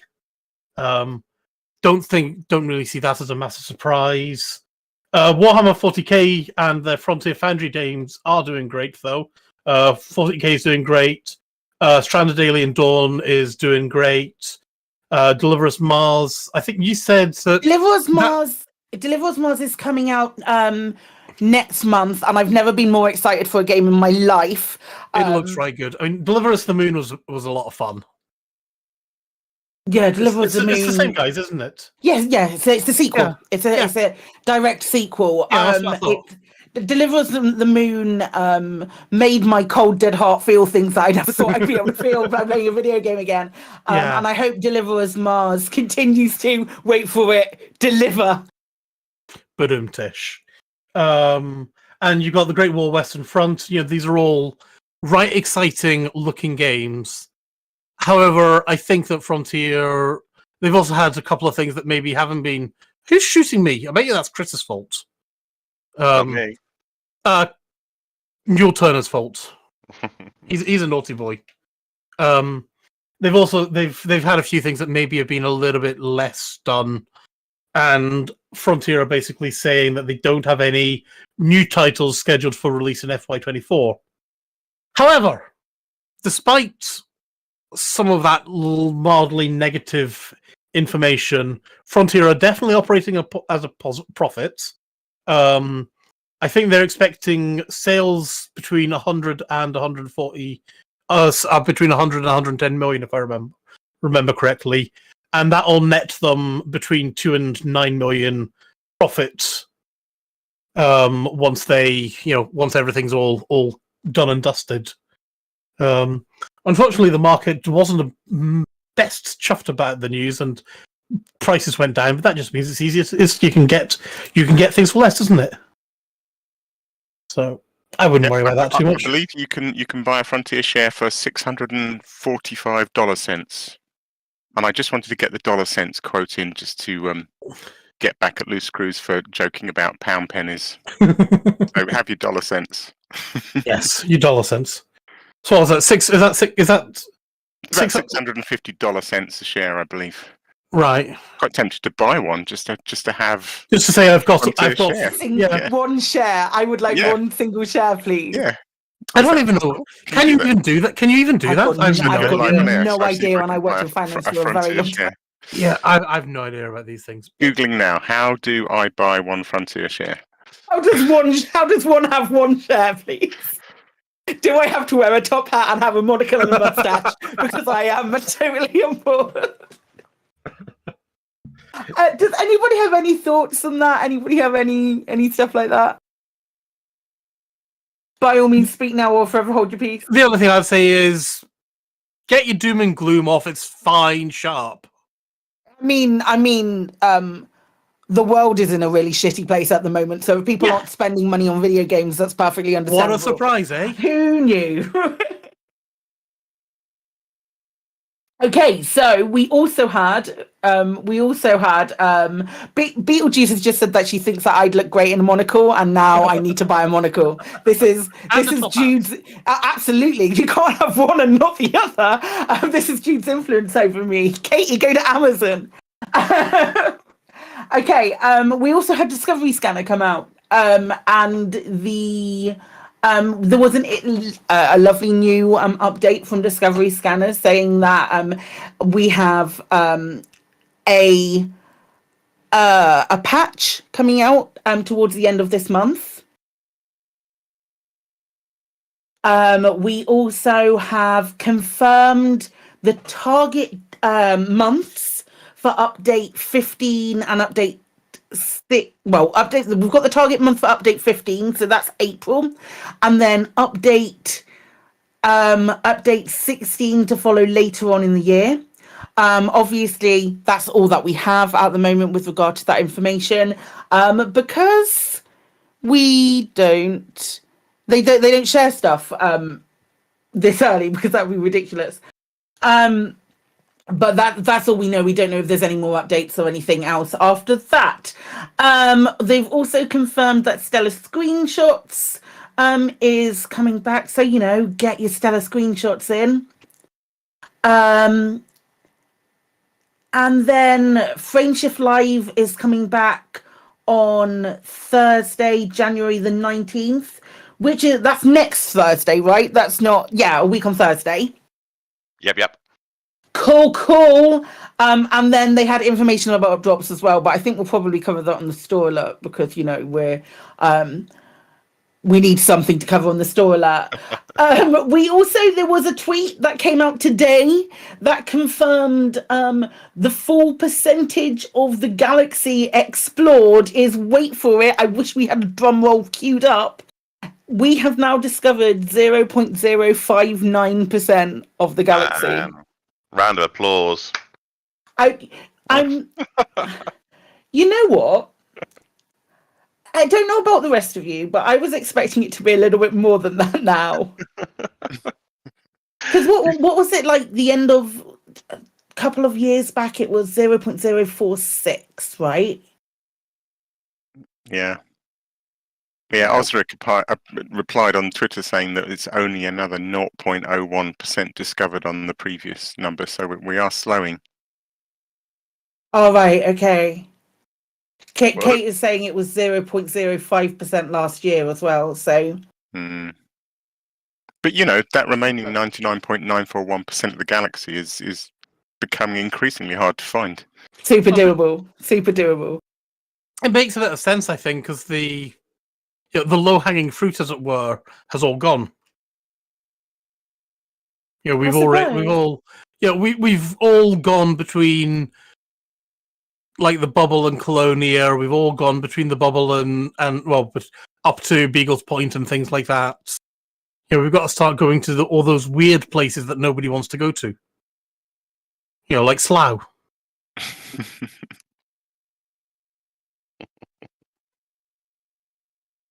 Okay, I feel like I do agree with you. I haven't left the bubble in months. Like, with the exception of only to go out and getting like some Guardian stuff or something like that.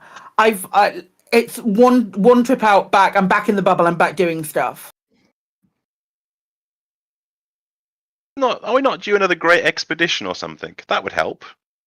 They've kind of pulled out. There are expeditions that go on pretty yeah. regularly. I know Commander Hatch is on another one that I saw the other day. I just nothing as big as sort of. I just think there's just so much FOMO at the moment as well. I think that's true. Like there's so much to do. There's so much to do actually in the bubble that leaving the bubble just seems maybe a smidge redundant currently. I don't know. I don't know. There is a war going on. I mean, there's a lot of people fighting that war again. Now is not the time to take your holiday. Now is the time to fight. There's Thargoid scouts to take out. Until Palin and Ramtar are like, actually, no, we need you to start looking at other places so we can make you these amazing weapons. Then there'll be a huge amount of, you get extra things for first discoveries and we'll unlock better anti-Thargoid weapons for you. That'll start people exploring, and then the Thargoids will just take over the whole bubble while people are out exploring, getting better weapons. It's a catch-22, isn't it? Yeah. It could be a great community event, though. I mean, say that you've got one band of the community that think the war is not going in our favour. Then maybe you need to take a Battlestar Galactica set of fleet ships to sort of leave the bubble and go and try and plant another corner of the universe, a seed of humanity in case the Thargoid war goes tits up.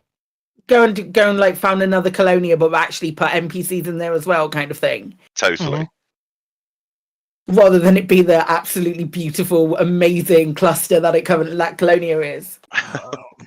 Colonia is so beautiful. It's very pretty and purple. It is pretty, but the BGS is terrible because it's all player faction. Mm. It is what it is. It absolutely is.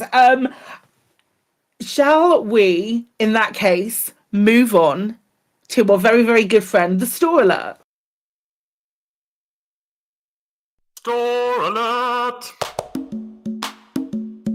In the bi-weekly newsletter, here come paint jobs for your art. In the bi-weekly newsletter, here come paint jobs for your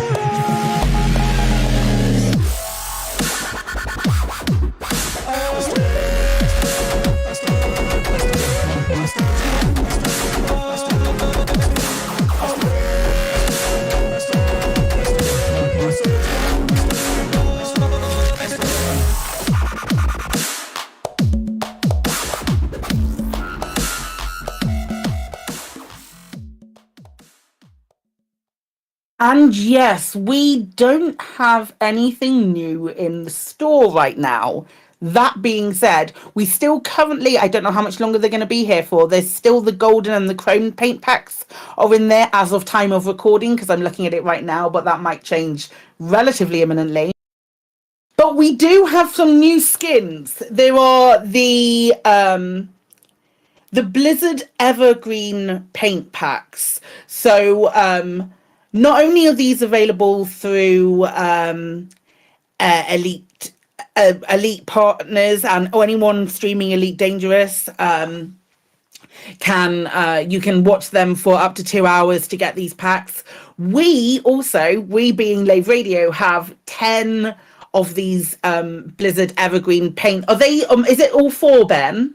Yes, we've got all 4 to give away. We've got all 4 to give away. We're as of yet undecided as to how we're going to do the giveaway again. We'll probably come up with something by next week. That sound right? That sounds about right, yeah? Oh, knock up another spot the difference. Yeah. Shall we give? We're currently around a rare. I'm happy to say the first person who says the phrase that pays to us in location in a rare can. I don't mind them.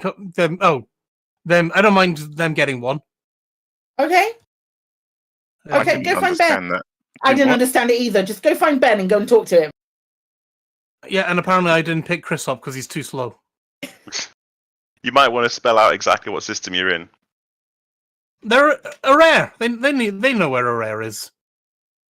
Oh, hang on. Miggles is actually volunteering to get shot. Okay, go and shoot Miggles. Yeah, go and shoot Miggles then. If that works, that will do that for the first one, and then we'll have some other ones to give away. And we'll knock something up. It'll be fine. Keep an eye on our social media. I'm so sure I said that last time as well. Chris, are you still in a rare? Sorry, Chris Mark 4. Are you still in a rare? Yes, I am. I'm waiting for you to come back and pick me up. You've abandoned me. Okay, because it says you're in Ati Udi.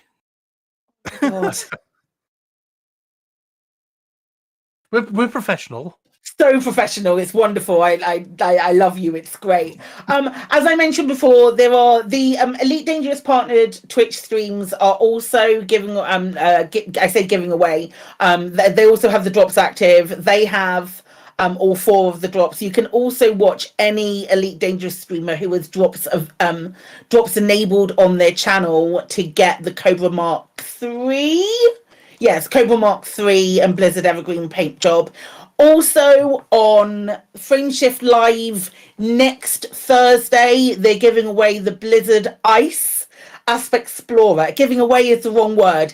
Drops will be available for the Aspect Explorer, Blizzard Ice, which is a blue one as well.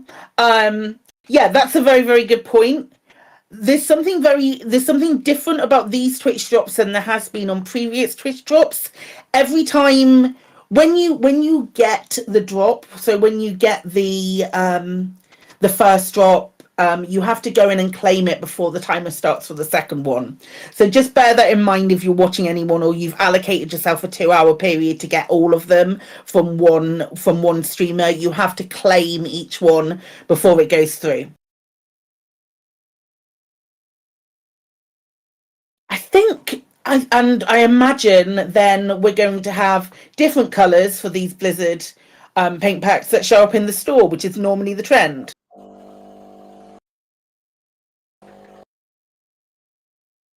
Sorry, was that a rhetorical question, or do you want to say yes? We agree with you. No, I don't need you to say anything. Okay, I don't need you to say you agree with me. I just trust that you do, Ben. Okay, that's fine. I think what we'll do. I felt like you were waiting for me to say something. Sorry. No, I was. I heard your mic did something strange, and I was like, okay, maybe he does want to speak. Maybe he does want to interrupt, and then he just threw me completely off kilter with what I was going to say next. So you know what, Ben, the floor is yours. What would you like to say? Well, next up, we've done that bit, haven't we? I've got to scroll down. Do we have any other colours? No, we don't. No, we don't. I tell you what we'll do. We'll take a nice break, and when we come back, we'll hit up with our main discussion. How about does that go? Get ready.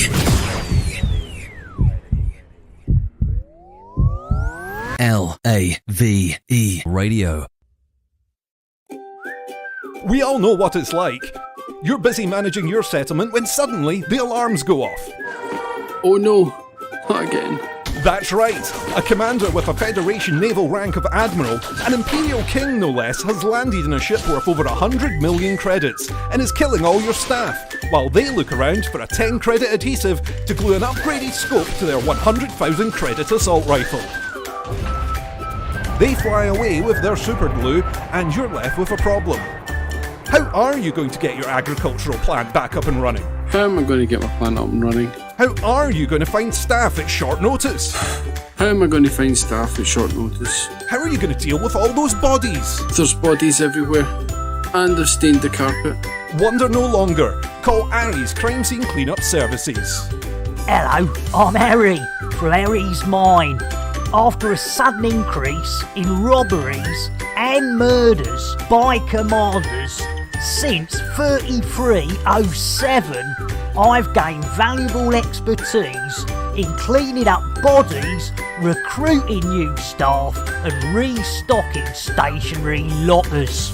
Now you can benefit from my experience by signing up to our Crime Scene Cleanup Service subscription plan. That's right. For only a small monthly fee, when your settlement alarms are activated, our rapid response cleanup crew will be dispatched, along with our patented Cadaver Scoop 150.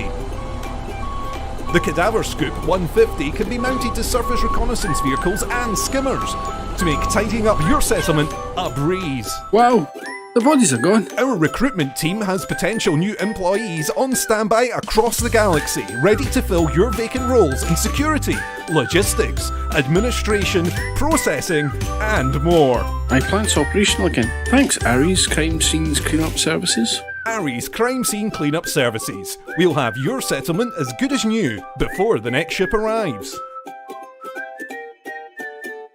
Cadaver Scoop 150 disposal bags sold separately.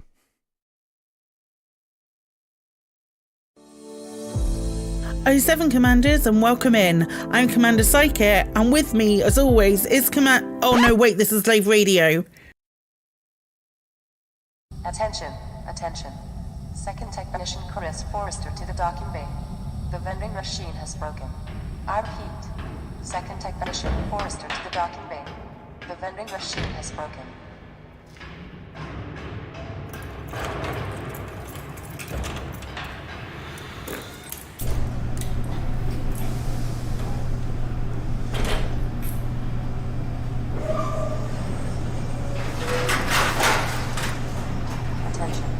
Attention.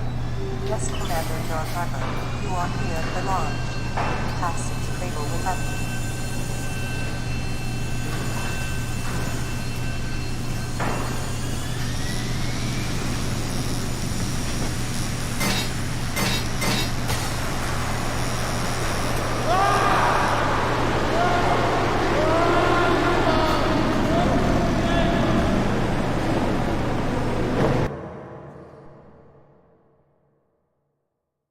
Attention. Attention. Medical officer to the docking bay. Medical officer to the docking bay.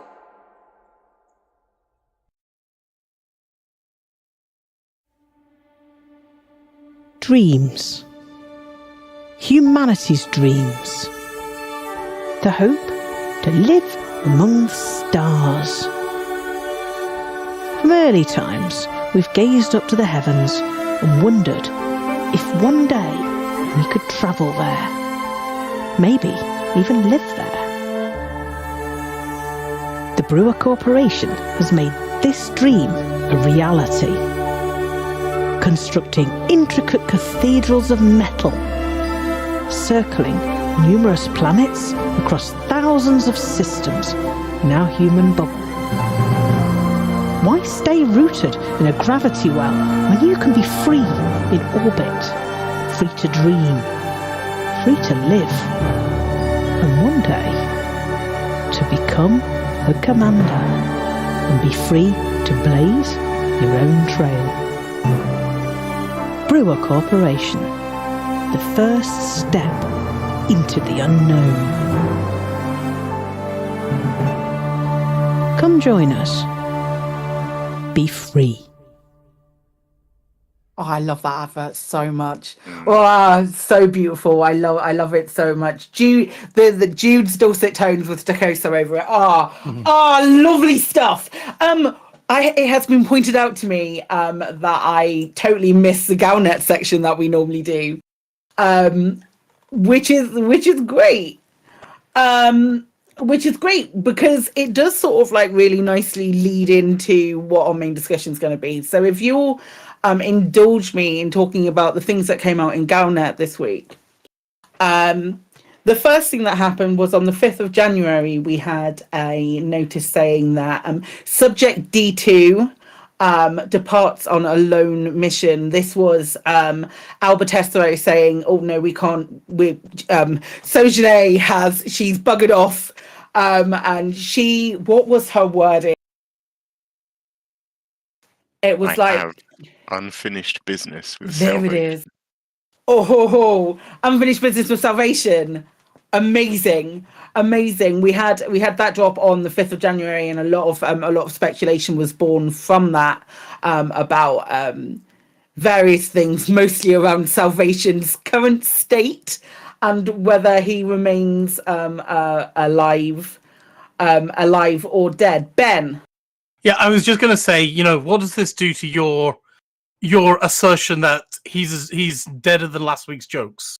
Still, I'm still very much of that opinion. You're on that horse. I feel like I know there's a lot of differing opinion on it, and there's I feel like it's incredibly open to interpretation.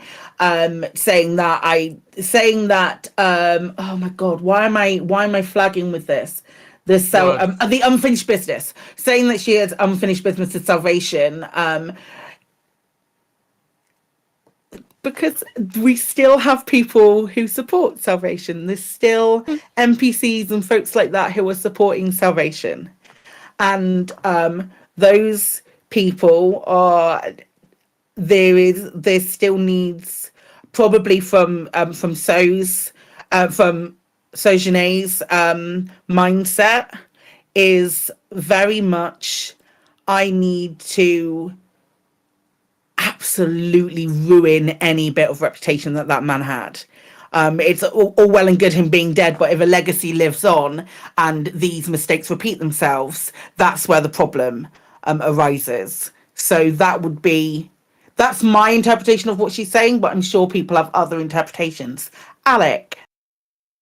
Yeah, I was just going to say that I think I always got the impression at the time of the original, cutscene that he was dead.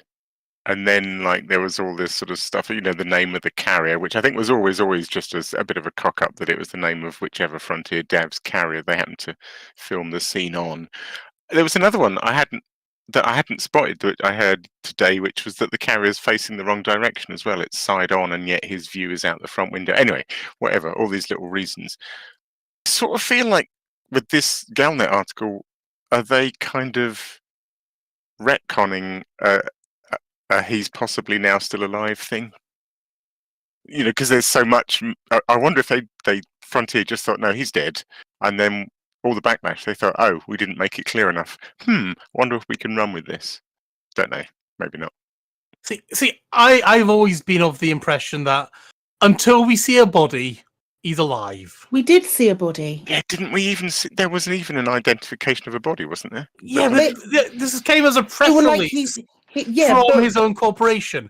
Do you really? But they sent independent people. Yeah, they were about as independent as a federal taxation man. I mean, I'm happy for you to. I will happily be proved wrong. It's not like intrinsic to my my enjoyment of Elite Dangerous, whether I'm going to destroy Azimuth Biotech with him alive or dead. It doesn't matter.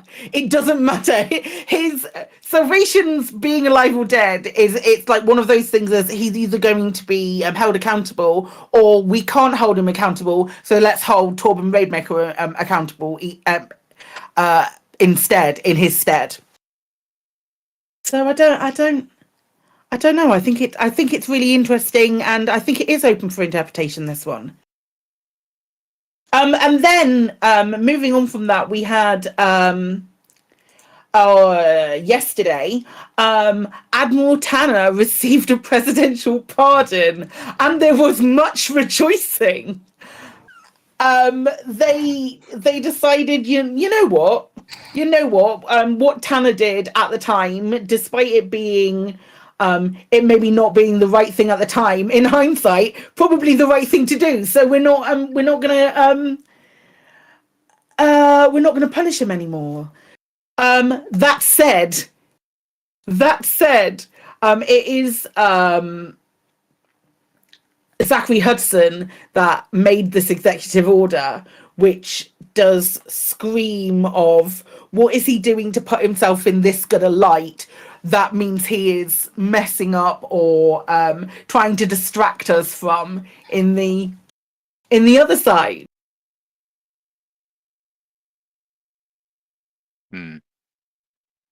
But that leads us very nicely on to not only from a technical standpoint.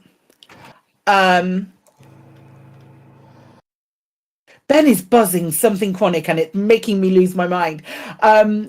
not only from a technical standpoint, but from a story standpoint, what are you thinking that's going to happen in Elite Dangerous going forward in 33.0, insert date here, 9? 9. Yes! First time, wasn't even worried about it at all. Alec, shall we start with you? Oh God!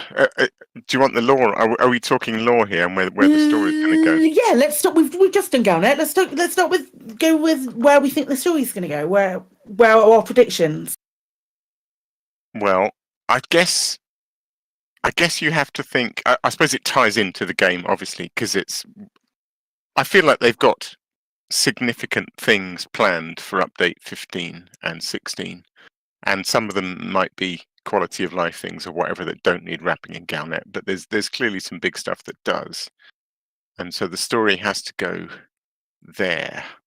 And I guess if we dare to think, if we dare to dream that on foot Thargoid combat is coming, then I'm thinking out loud because I haven't really thought this through, but I'm just wondering where the story could go that would lead to a nice reveal on that. Do we think? I mean, one thing I'm curious about, I guess, is do we think there could be another wave of Thargoids, or do we think these 8 sort of seed points, if you like, are enough for the war to spread? I feel like they're probably enough, actually. I did think at one point there'd be more, but I feel like, what do we think? Do we think 8's it? I don't know, because on paper it feels like we have less and less targets to sort of fight in each week. It feels like, okay, we've done what we can in Taranis now. We've moved on to a couple of other ones. There are not that many planetary bases to fight at in the grand scheme of things at the moment.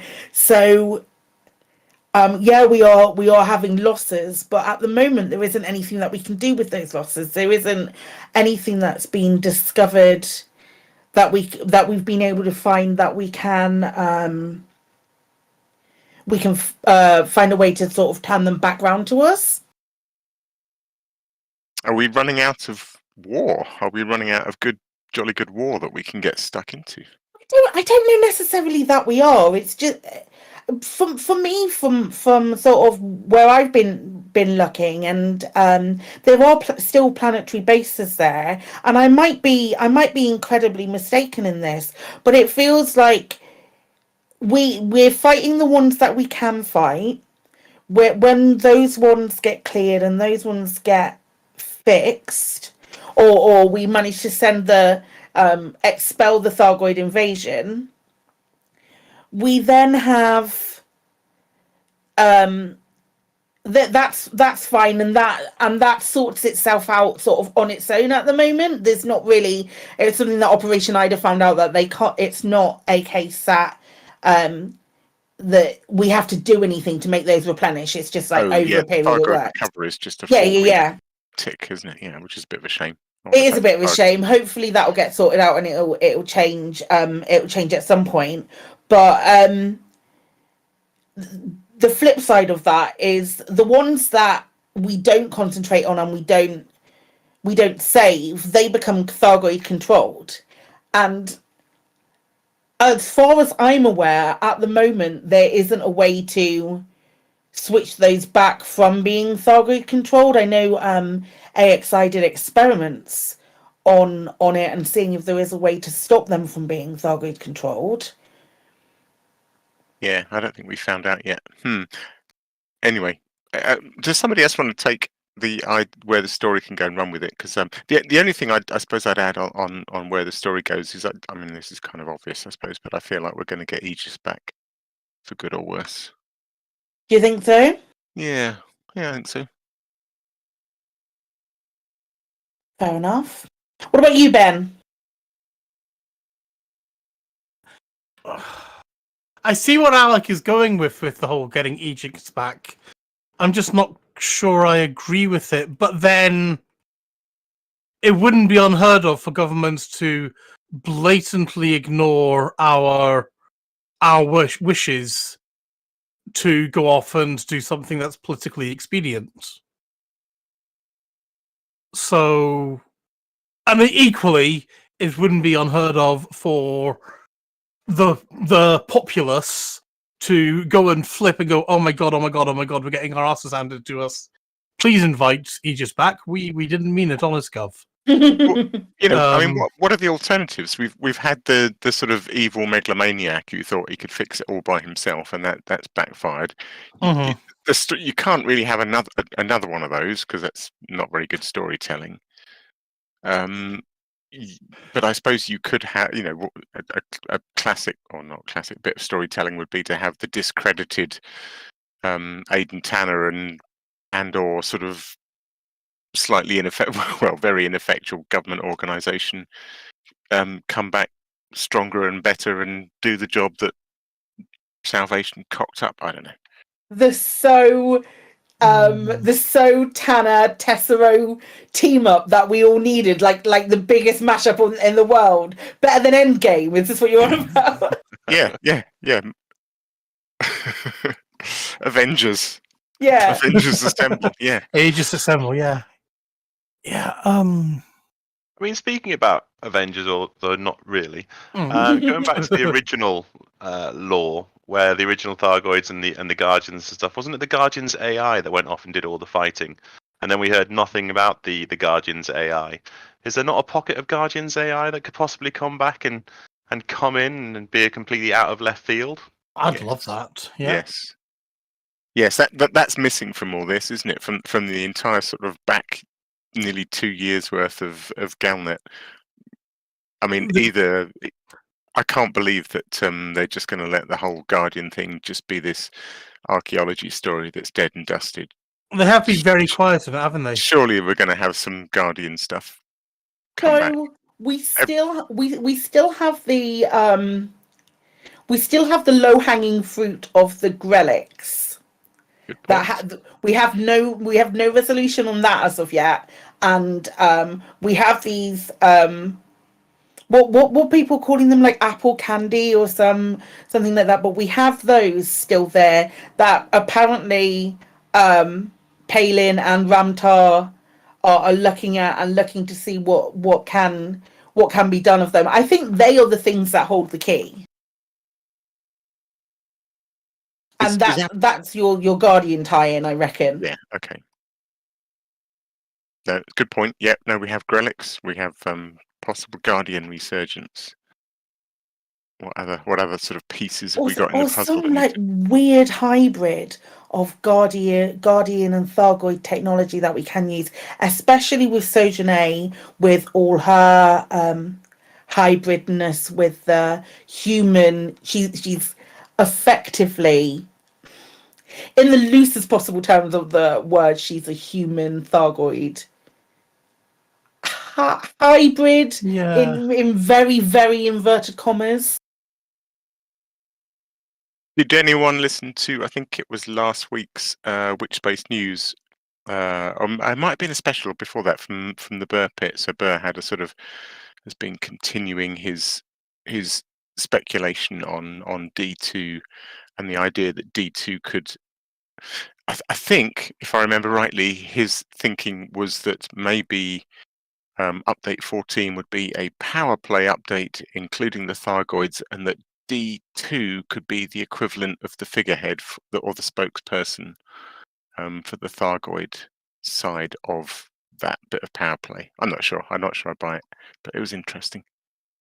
It's certainly an angle. Simply because we can't communicate with Thargoids because they're too alien, but we could communicate with D2. I think that's the main. Like a translator. Yeah.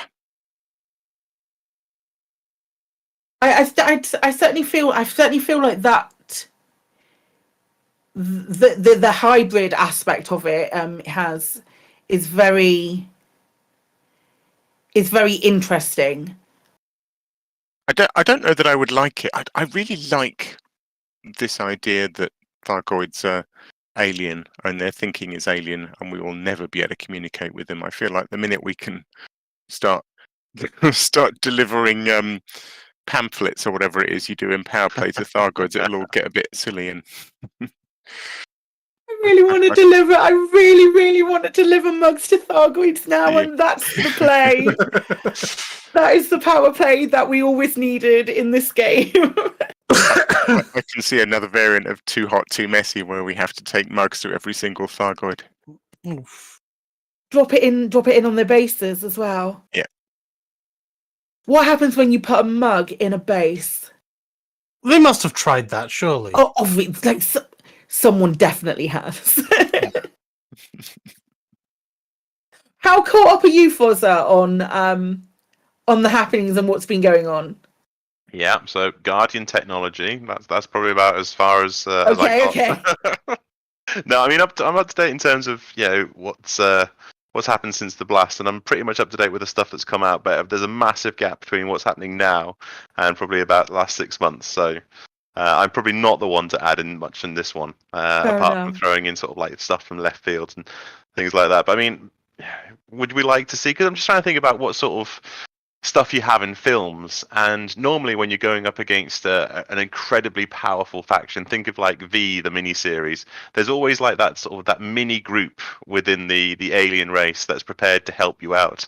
So I'm wondering if there's going to be some sort of a smaller faction within the Thargoids that don't think it's right to blow me to smithereens every time I face one of them, and offer us some sort of olive branch with that translation thing that you're talking about, and maybe it could be sort of like good Thargoids versus bad Thargoids and us sort of thing.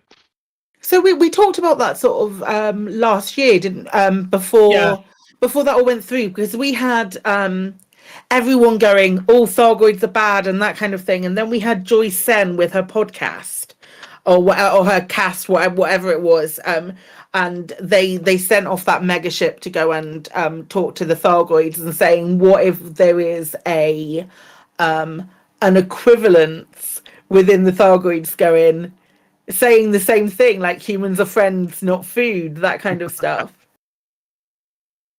So that's really interesting. That's really interesting that coming to it, there's also another suggestion that's been there. What about outside of Thargoid combat? Outside of anything that's been going on with the Thargoid? And I know this is going to be the Thargoids and Salvation and all of that kind of stuff is going to be hugely prevalent. Do you think there's anything else coming that's outside of that? Like we joked about finding another like securing another bubble somewhere. Do we genuinely feel like that could potentially be a possibility? Maybe not this even this year. I have one thing. I don't know this. I thought this was where you were going, but it isn't. But Probably I'll say not. No, go I'll for say it. it anyway while I remember. Funnily enough, you reminded me of this when you were on stream, and we were trying to decide whether the club was mentioned anywhere in the codex. Oh yeah. Now, what intrigued me, and you spotted, which I'd completely forgotten, there's that crime syndicate called the Consortium or something. Yeah. And it was a fairly odd thing in Galnet, unless I've forgotten, that seemed a bit. They mentioned this crime consortium, and then did it lead to anything? I feel like it didn't lead to anything. It's a consortium. This is in the codex, isn't it?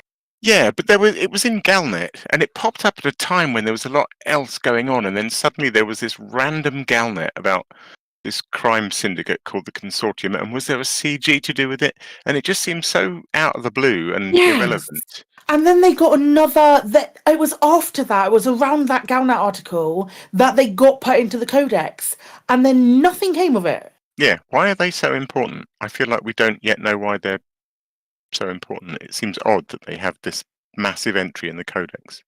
It could certainly be like a reimagining of what the club was, but with different players, things along those lines. That's an absolute possibility. That could also all tie into, because it's talking about high profile people, isn't it, in that article? I can't remember, but that could also tie into And speaking of loose ends, I also kind of feel like I always found the Dredger Clan stuff a little bit unsatisfactory. Like it felt like it didn't lead anywhere interesting.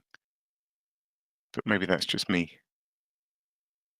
I felt like there was more to the story of the Dredger clans, that we'd see them again, or I don't know. It didn't quite land with me. It was like, hang on, where's this going? And then it felt to me like it didn't really. So, my law guy, Katie, has just advised that we might be mixing stories about that. The one with the CG was against the Red family ships. Okay. I don't know if they're the ones who are mentioned in the consortium, or whether there was the consortium. Don't they have a base, or aren't they a faction that's really far away? They have like a faction and a base that's outside of the bubble. And then they got their Galnet article. That rings a bell. Yeah. There's a lot of loose ends, aren't there? I suppose that's what I'm getting at. There's a lot of loose ends, and I'm just trying to think whether there's any way these suddenly all coalesce and we go, aha, I know what next year's storyline is, but nothing. I'm just getting lots of loose ends. They don't seem to relate. That all of these pieces of red string that we're connecting, they don't have ends to them. Should have got a corkboard out, damn. Yeah, we need one of those. We need the Lave conspiracy corkboard. That could be a segment. I'm excited. Ben. I'm just thinking about people who could help us against the Thargoids still. And what about the original people to help us out against the Thargoids? And what about some kind of resurrection of Galnet? Not Galnet, Galcop. Can you remind me what was this? How did Galcop interact with the Thargoids? What was the story there? Well, the Galcop were basically the faction, essentially, back in the original Elite. I was about to say that's pre-Elite Dangerous, isn't it? Yeah, it is all pre-Elite Dangerous, but Galcop were the big boys before the Pilots Federation and everything like that took over, and ran a fairly successful galaxy-wide, bubble-wide at least, government before it all got split into the Federation and Empire and Alliance and things like that. Yes. I don't know what caused the downfall of Galcop, I have to admit. Well, I'm just reading.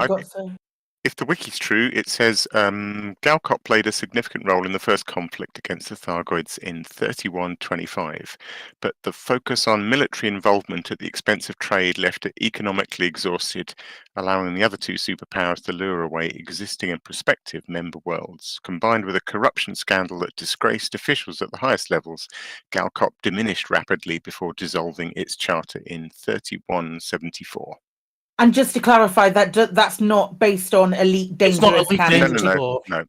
I just wanted to make sure that we were clarifying that. But I'm thinking, if we don't trust Aegis, we don't trust who else to develop the microvirus again? Azimuth Biotech. Yeah. I don't know. They come across as really trustworthy. So we had Aegis, we had Azimuth. INRA, that's it. Yeah, we don't trust INRA. Yeah. I don't know what you mean. They seem perfectly stable. So, maybe there might be a time for a trustworthy faction with military... TST, Testro, So, and Tanner. That's a faction right now. Okay. Avengers Assemble. Yeah. Maybe there's room for Galcop to return as the power we need.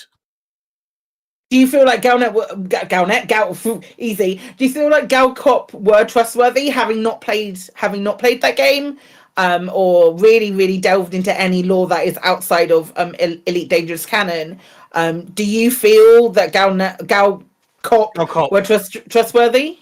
All I can say is they're not the ones who went off and developed a genocidal virus. So, that's it's not exactly a high bar, but, seems better than seems better than people who are willing to commit genocide. And equally seems better than people who are willing to murder their own delivery people. So in an Elite Dangerous world, where the Federation, Empire, and Alliance exist, where they didn't, I believe, when Galcop existed. Is that accurate? Or Galcop?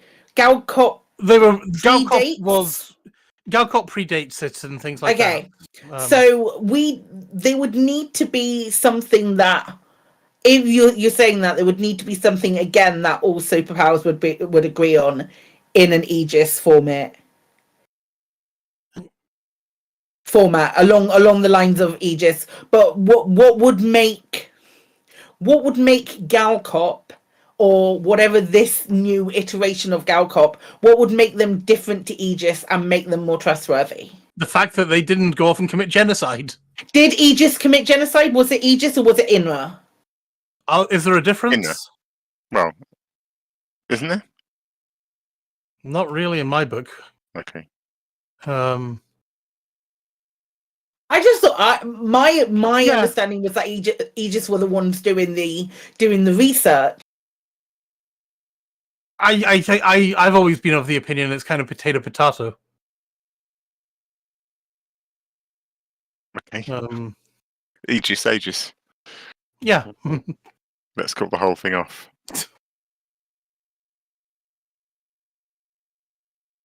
Interesting. I really like hearing other people's theories. I get off on this quite literally. It's not a problem. By all means, tell me what your theories are. It's great. I don't think that Aegis and INRA are potato. I think probably the potato-tomato at this point. I don't trust either of them. Well, that's clear because we voted as a populace to not trust Aegis anymore, and then we had and then we got stuck with Azimuth, and as we know, recent history dictates that went perfectly, and there were no problems whatsoever. So yeah, it's just the whole, okay, we can't have them, we don't want them. Who could we trust? And I don't know of anything in Galcop's history and past that was as despicable as the things that they did. Not knowing. Now this is dangerous. I cannot fact check you on this. I cannot fact check you on what Galcop did. This is where we need Alan or Dave Hughes. Right. I will just chip in from chat. Katiana and Beetlejude have both pointed out that Aegis have nothing to do with INRA, which I thought was the case, but I confess I didn't have the confidence to say that. But yeah, they're not related, are they? Aegis and INRA. Absolutely not. No. No. Okay. It's all good though, but your trust of them doesn't need to be true. Unrelated. If you're just suspicious of named companies in Elite Dangerous, that's fine as well. Here's another thing actually that suddenly occurred to me. Of course, we were sort of groping around for who's going to help us defeat the big bad, but of course this new mechanic, this war that Frontier have invested a lot of development effort in putting in. I mean, they don't want it to stop. I don't think the players want it to stop. It's fun. It's a bit like when way back when we very first got the burning stations. I remember thinking, because they tended to get fixed quite quickly and stop burning, and they were so spectacular. And I remember thinking, this is a bit of an awkward one because you want to leave this in the game forever for new players to experience. So you sort of don't ever want to solve this problem. And equally with the war, you sort of don't ever really want it to stop because it's a game mechanic they've invested in. It's fun. You don't want it to not be in the game anymore. That would be a shame. So maybe they, in a way, they don't. Frontier, as writers of the story, they don't really want to write out the war. in If that. you want to, I mean, the bubble's big. The bubble's big, but you could always just push the wall to the outskirts of the bubble, couldn't you, and keep it there, keep it smouldering in one small corner. So if people want to do that, there's always a place for them to go to it. Yeah. It's really yes, absolutely. I feel like, again, it's something like, and I joked about it on my how to rank up with the Federation bits and pieces that I've done, and it literally says if you're lucky enough that there are burning stations in the galaxy and you can rescue some NPCs from a burning station, because it was so rare that kind of thing was happening. The fact that there's so much stuff to be doing and getting involved with, I don't want to take that away from anybody, but the same thing over and over is going to make the people who are doing a lot of it a little bit bored. You're right. It's tricky, isn't it? Because also the people that are doing it, in a way, the reason you're doing it is because you want to win. That's the end goal. And so, how do you? I don't know how you. That's a difficult one for Frontier, I think, because you don't want people to twig that this is never going to end, because that makes it pointless doing it. But equally, it's quite fun, and you sort of don't want it to end. Yeah, difficult. Set the goalposts though. So the goalpost could be just to push Thargoids out of the bubble. I see. You know. Right. Yeah. Build a wall around them and make them pay for it. Yeah. Push them in push them in that sort of northwesterly Colonia direction, and then. Oh, that would be awesome. Or Yeah, or like, go ahead. Kite them. Do you think we could kite them over to Colonia? That is one hell of a kite. Holy shit! Oh god, yeah. I mean, I'm not particularly worried though, because we've still got 386 Thargoid controlled systems. So Yeah. we've still got our work cut out for us. No, these are the controlled systems, which at the moment we don't have. And by all means, please let us know in the comments or anywhere that you can if anyone has found a different way to do it. And I'm talking recently, and not many months in the future, when maybe there will be a way to stop Thargoids controlling a system, so we can win back some of these bases that we've lost. Especially for some of the player factions that have lost bases, that would be lovely. But a lot of those Thargoid owned systems are currently ones that we can't really do anything with, and we have no, my understanding, we have no sort of other way of interacting with them, or we've got no having way the to get them satisfaction back. of winning. Yeah, we don't have that satisfaction of winning, as Alec, as he was saying. Yeah, so Sorry, this I is had- basically something Frontier need to give us the game mechanics in order to actually deal with that, with the Thargoid controlled stuff then. And maybe that lies in Grelix. Maybe. Maybe.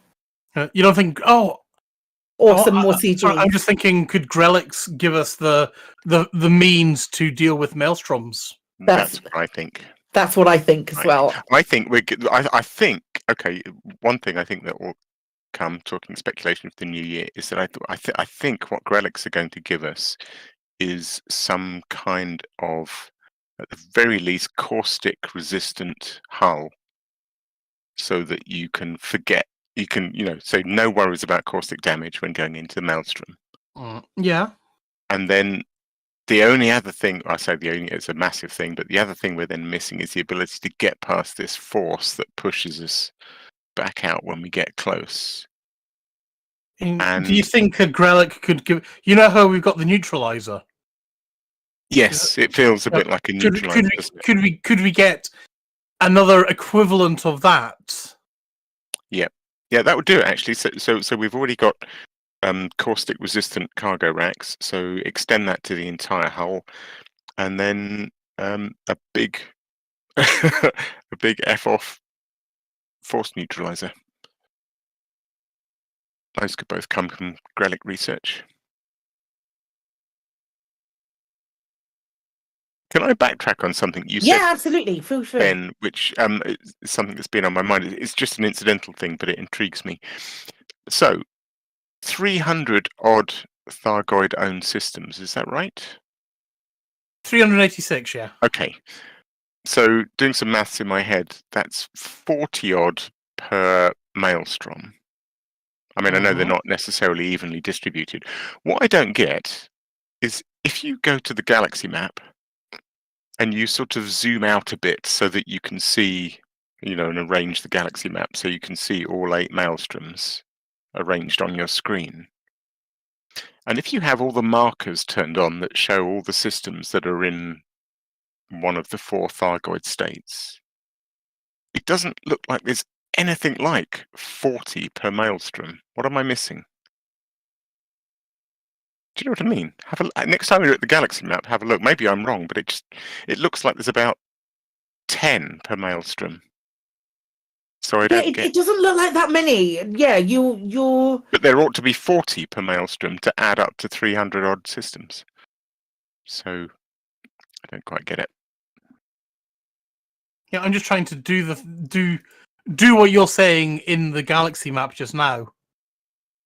Yeah, I'm watching on the stream. There's a bit of a lag, but if you zoom in, each of those, there should be 40 of those little icons per maelstrom. Have you got all of the things? Right, I've got show maelstrom. We've got the megaships we don't need. We've got under attack. We've got abandoned. I guess we don't have the whole. We don't have anything that fully indicates. Don't have stuff that shows full control. Can you? Is there a way to? What about? I've lost it. No, not there. What about in Here. superpower or something with? We've got map mode civilization. Yeah. Do that. So, what's they looking like?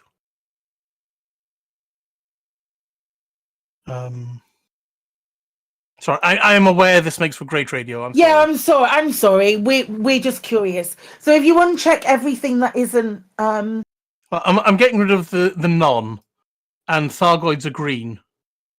No, because that's all places where there were human bases.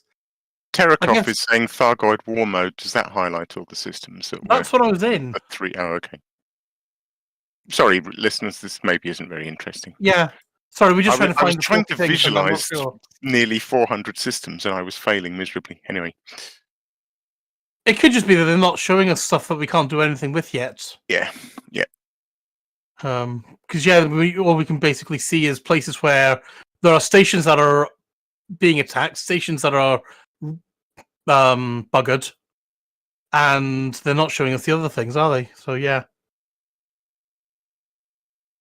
Yeah, Wotherspoon just shared the Defense Council of Humanity's Overwatch page, which has got a list of all of them and showing like a metric butt ton, and that is the technical term of systems that are controlled, and it does look right. We'll pop that into show notes if you don't know what it is. I'm literally popping it in right now because I'm proactive. But there does seem to be a lot, but I don't know if it's translating, especially at least for me, it doesn't feel like it's translating like that for on the Gal map, and maybe that's why I feel like we're doing so well. Looking at that big list, it doesn't feel like we're doing particularly well. I'm not gonna lie. And that's what I'm thinking. I think if we saw 400 Thargoid markers on our map, we might be a bit less complacent. Yeah, I don't know. Interesting. That's really interesting. Okay, so we've covered quite a lot of lore so far. I'd love to discuss with you what you would like to see gameplay wise in the next year of Elite. And I'm very aware that there is absolutely going to be a crossover on this, but I would also like to start with Forza on this one. If there's any sort of gameplay things that you've not had or you're wishing for in coming back to Elite. Yeah, it's a difficult one actually, because obviously I'm the guy whose cup overfloweth at the moment because there's so much for me to actually be getting on with. And there's lots of stuff that I would like lifts that take more than one person, for example. I think there could be a great game of seeing how many people you can cram into that lift, given it's a 600 kilogram limit. So that would be nice. Walking into ships would be nice, but for me, I don't know. I would quite like to do the old sort of ship-to-ship combat in terms of being able to board other people's ships, and I know we can walk around fleet carriers and stuff, but maybe having some sort of player versus player combat, take over ships and stuff would be one of the things that I would like to see. I don't think it's going to come in the next year because obviously that's a massive piece of development time, which they've obviously spent a lot of time doing the war. I think everything that is going to happen in the next year is going to be around the war. So I don't know. It's interesting because I don't think one of the things that we're talking about what we want, but one of the things I don't think I want is face-to-face Thargoid combat on the ground.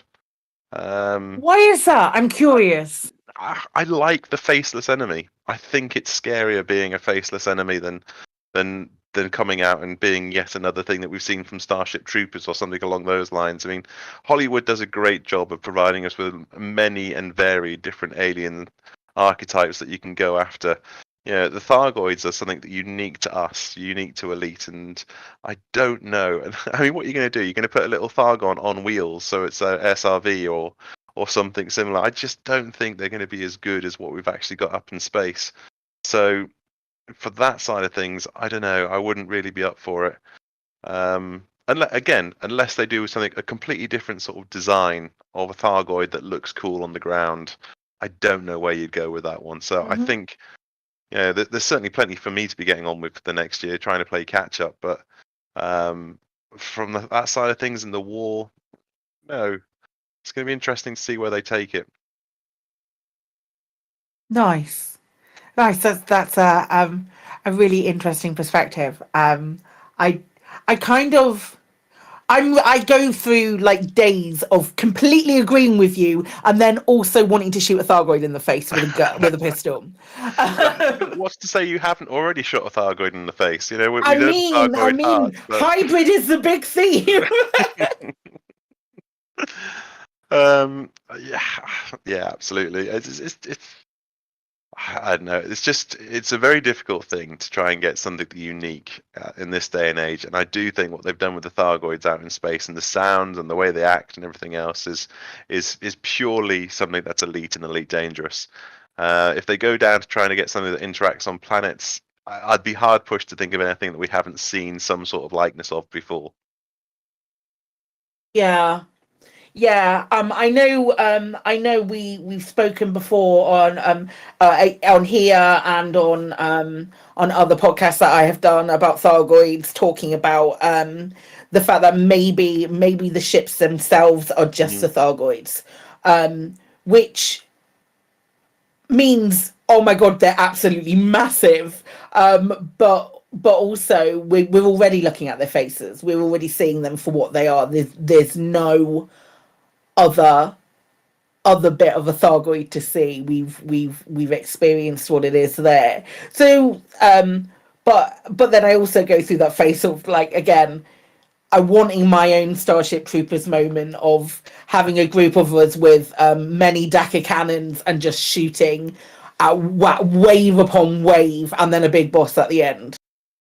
Just have this horrible feeling of, someone in EvDev Towers, one of the art team that have been doing all these on-ground Thargoids design, listening back to this podcast and then looking around his desk area where he's got sort of all the models about concept art, and then hearing us say, I don't think I really want to see a Thargoid on the ground, and sort of like wiping off like a year's worth of concept work. One solitary tear flows down his face based on the information on Lave Radio. It's fine. Nobody from Frontier listens to Lave Radio. It's not a problem. I think it's safe. Ben, you were saying you wanted to say something about the fact that they have a cockpit. Yeah, I mean, you go off and look at a Cyclops or any of the other interdictor ones, and they've got a blatantly obvious cockpit that you can see through. Cockpit with big eye. Yeah, the structures inside of it, though, But And you or can bigger. see- We've got structures inside our eyes. We've got like I don't know. I'm not going to go into eye anatomy. Yeah. Bones and rods and irises. we've got all of that kind of We've got all stuff. that stuff. But yeah, it looks too much like a glass cockpit to me. Well, it's one big eye. It's been look. I'm not gonna say that I've just had an epiphany moment, but the original, the first Thargoids, the easier Thargoids, are called Cyclopses. Dum dum dum. Those are the At names. this point, I'm literally just doing this to piss off my sister, who's very angry at me right now. Yeah, I'm pretty sure that there's something inside of them. I'm pretty sure that at some point we'll get Thargoid human hybrid thingamy-bobbers. Because, otherwise, why would Subject G9 be put inside of a Thargoid? Unless she's some weird act that probably isn't very consensual. I don't think it was particularly consensual. I'm not going to lie. Yeah. It's just I'm. It implies that I fully believe the Thargoid ships are biomechanical in nature, but I don't think that they are the Thargoid in inverted commas. I see it much more like the Volon or the Shadow Vessels from Babylon 5 than some giant space whale thing that happens to be rather aggressive. Giant space jellyfish, there we go. Yeah. Okay. But as I said the other week, I am completely with Fozza that I'm not convinced that I want the Starship Troopers moment. The 2001 was far more powerful with the big weirdness remaining the big weirdness. Same, less is more. So sure, give us some kind of non-humanoid Daka, but maybe it could be the ground equivalent of a Thargoid scout or something. Would that change? Here's a hypothetical for you. Thargoids never get out of their ships unless they're in the maelstroms and they return to the maelstroms and they dock, and whatever's in the center of that maelstrom, you then have Thargoids walking around. Would that change if the object is not fighting Thargoids on the ground in human occupied space because they're not strong enough. They're not strong enough to face us there. But if we take the party to them, infiltrate their bases, and then hypothetically, let's say a maelstrom is a Thargoid base. Hypothetically, that is our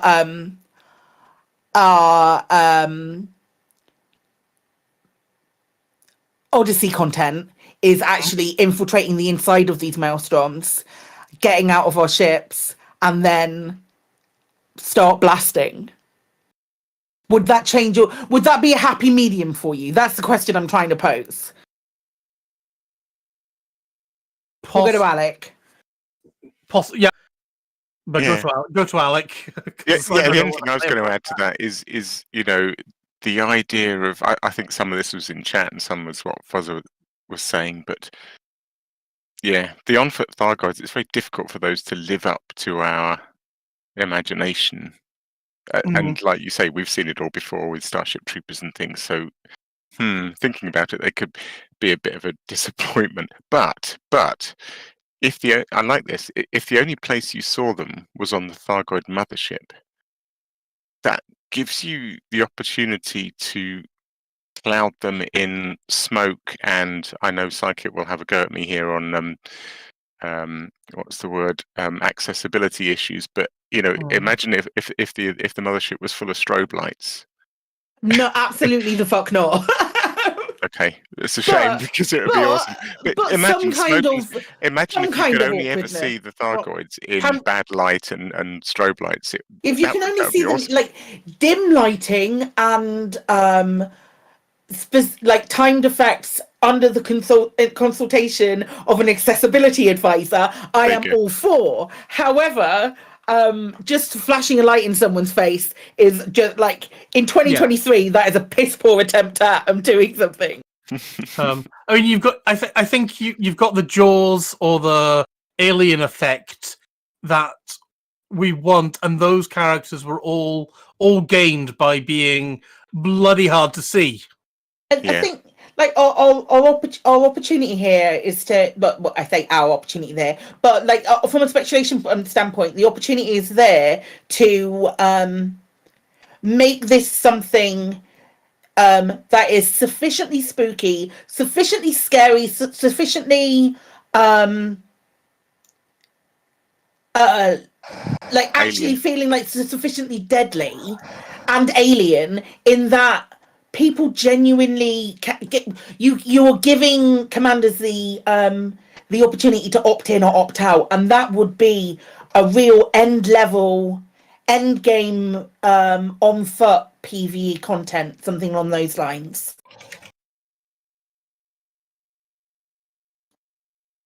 I don't know. Hopefully, we went don't straight know. back to Thargoids when we started. Yeah, exactly. But we went straight back to Thargoids when we were started talking about mechanics that we'd want. I mean that's because Thargoids are the obvious thing for this year, really, isn't it? Oh well, they've clearly put a lot of time into it already. I'd like to see. I'd like to see something happen with power play. I don't know what. Something to make it more interesting and engaging, maybe. Rather than just like signing up to one person for 4 weeks and then not doing anything. However, everything is overshadowed by my want to do make sure that I'm doing my part with the Thargoid combat. That's a very good point. Ben, go for it. Yeah, I just thought of something that we were talking about earlier today, just in our little chat. And it's like, all of us have got far too much real world money, hardly. Far too much in-game credits.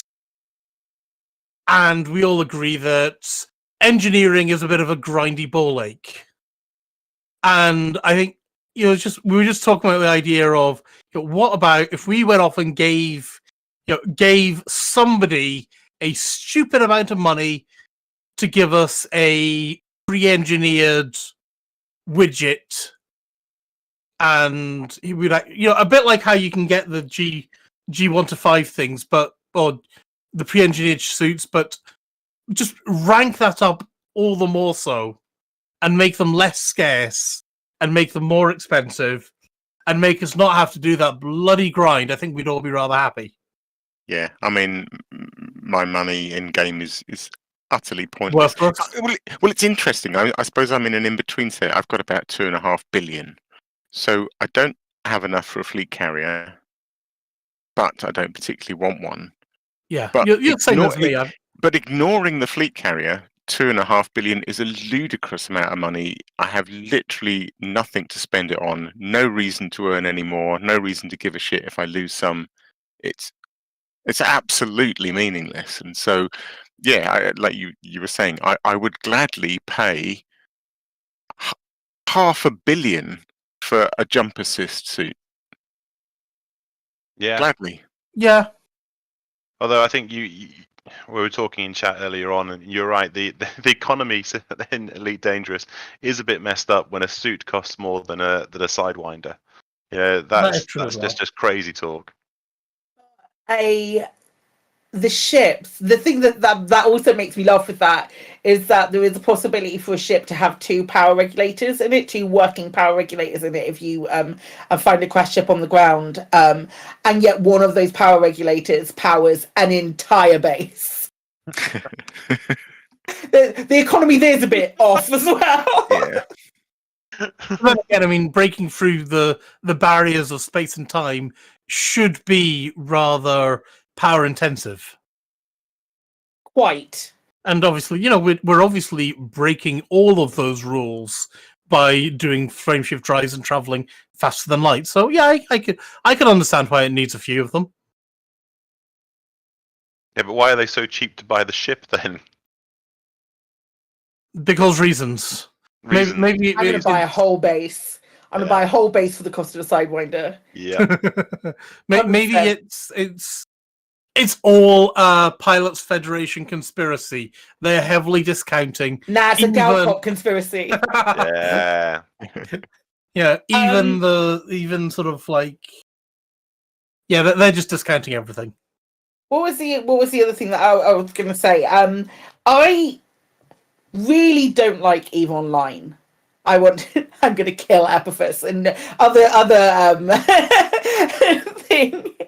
But I really don't like EVE Online. I don't like the way that it plays. I get it. I get that people enjoy it, and that's all well and good for them. I gave it a go, not for me. What I do like about EVE Online is the fact that people can sell components and things like that. I would love to see a centralized hub in Elite of people like asking for specific components, or I want a grade 4 engineered what's it, or something along those lines. Here's what I want for the specs, and give people the opportunity, because I really like engineering. I really like it. I think it's a lot of fun. Give people the opportunity to go and buy that thing, make that thing, and then sell it to this centralized hub at a standard cost based on the amount of the items, and then the person who's asking for it pays a standard set cost for it.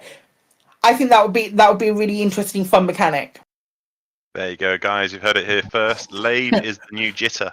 I'd be down for it. I think that'd be really. That's the one thing from EVE I'd like to see in Elite.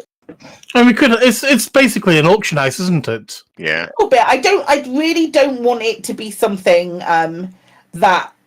There's always going to be a little bit of ways that people will be able to monetize it outside of game. But if there's a way that you can regulate it, I'd love to see something along those lines. Rather than like marking it up by 1,000% or anything like that, but just a way to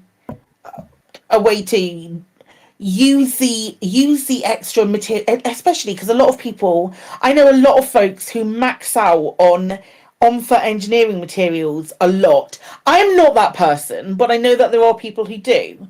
And if there is a way that they would be able to make a suit with jump assist, for example, for someone, and then pop it onto the central hub at a set figure, the hub pays them for it, and then a commander can go and look at that hub and go, oh, I want that, I'll buy it. I don't think that's a terrible idea. No, I love it. I think that's what I want to see this year. I don't give a shit about Thargoid combat. I want to be able to make a jumpsuit for someone and have them buy it off me. I'll buy it.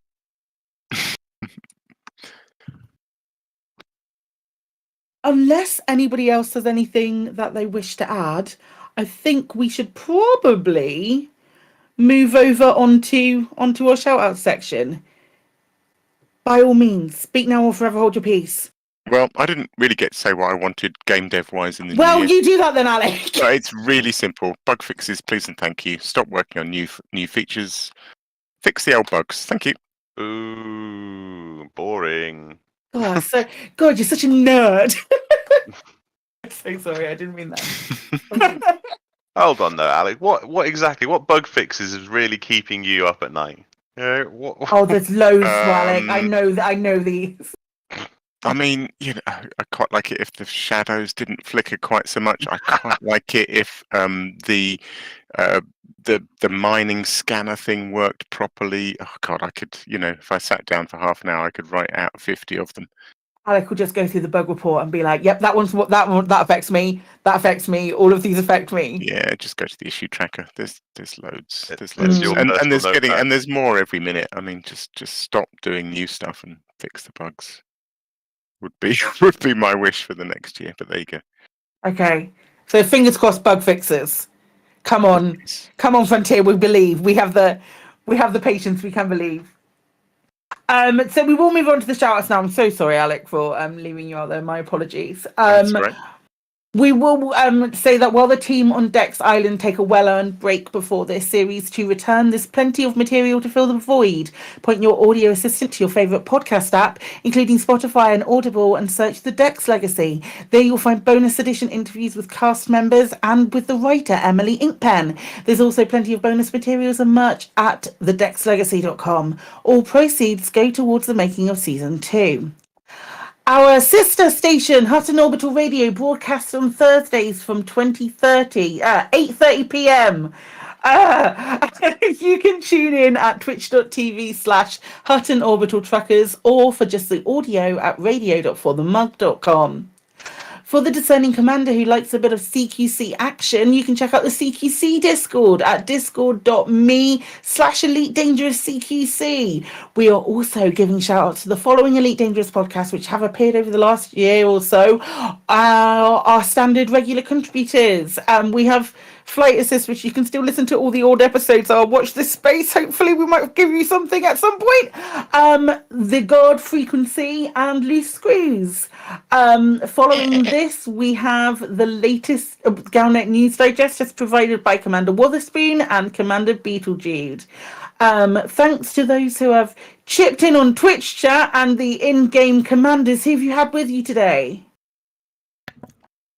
And have anybody shot Miggles? We've got Siberius who flatly refused to shoot Miggles. That's disappointing.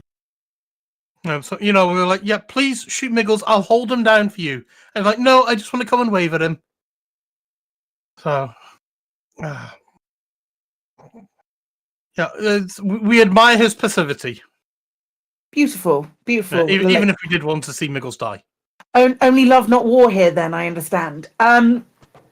So special thanks to Commander Takoso, JN Trax, and Alan Stroud, who created the music used on the show. That is it for another episode of Lave Radio.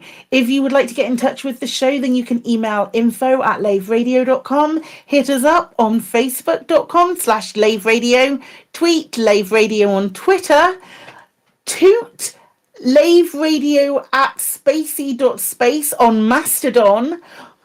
Jeez. Or you can join our Discord server by going to discord.io/Lave Radio. We also have a TeamSpeak server where commanders can come to hang out and chat, which you can find at teamspeak.laveradio.com. Do get in touch if you have any questions or if there's anything you'd like us to discuss in a future episode. I will add there, keep an eye on our socials because we will likely be putting something up for with which to win these Blizzard paint packs over the next couple of days. Also, the other thing, we do have a Mostly Clueless section, which there is an opportunity which you can submit tips and advice for Elite Dangerous commanders. So please come and do that as well. We'd love to see them. Lave Radio is recorded live on a Tuesday evening at 8:30 p.m. and streamed out at laveradio.com/live. Are we doing this? And we're doing this. Thank you to Alec. Thank you, Psychic. Good night, everyone. Thank you to Ben. Good night, Psychic. And thank you to Fozza. Good night, all. Hey, here we go. And special thanks to today's tech specialist, Commander Ventura. Thank you. Night all. Until next time, commanders, fly safe. And if you can't do that, fly dangerous.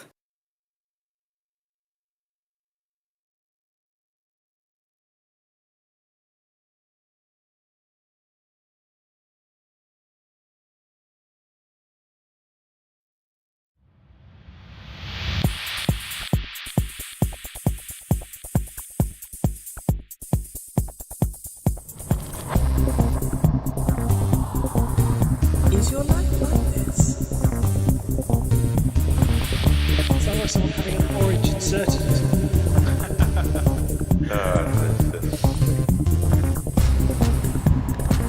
Need a safe word. Space can be low.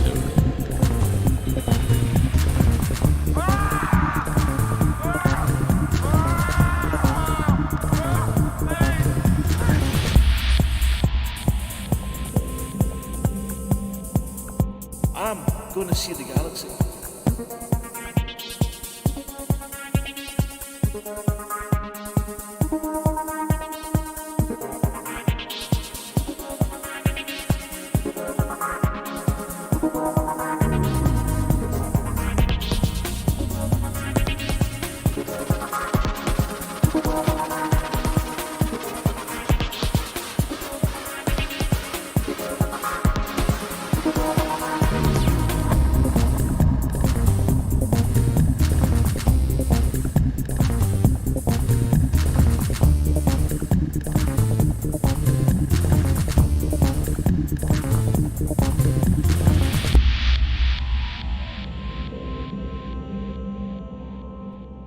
Ah, damn it.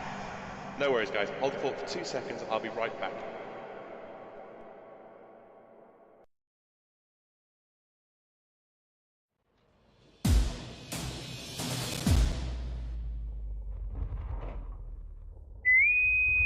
Officer on deck!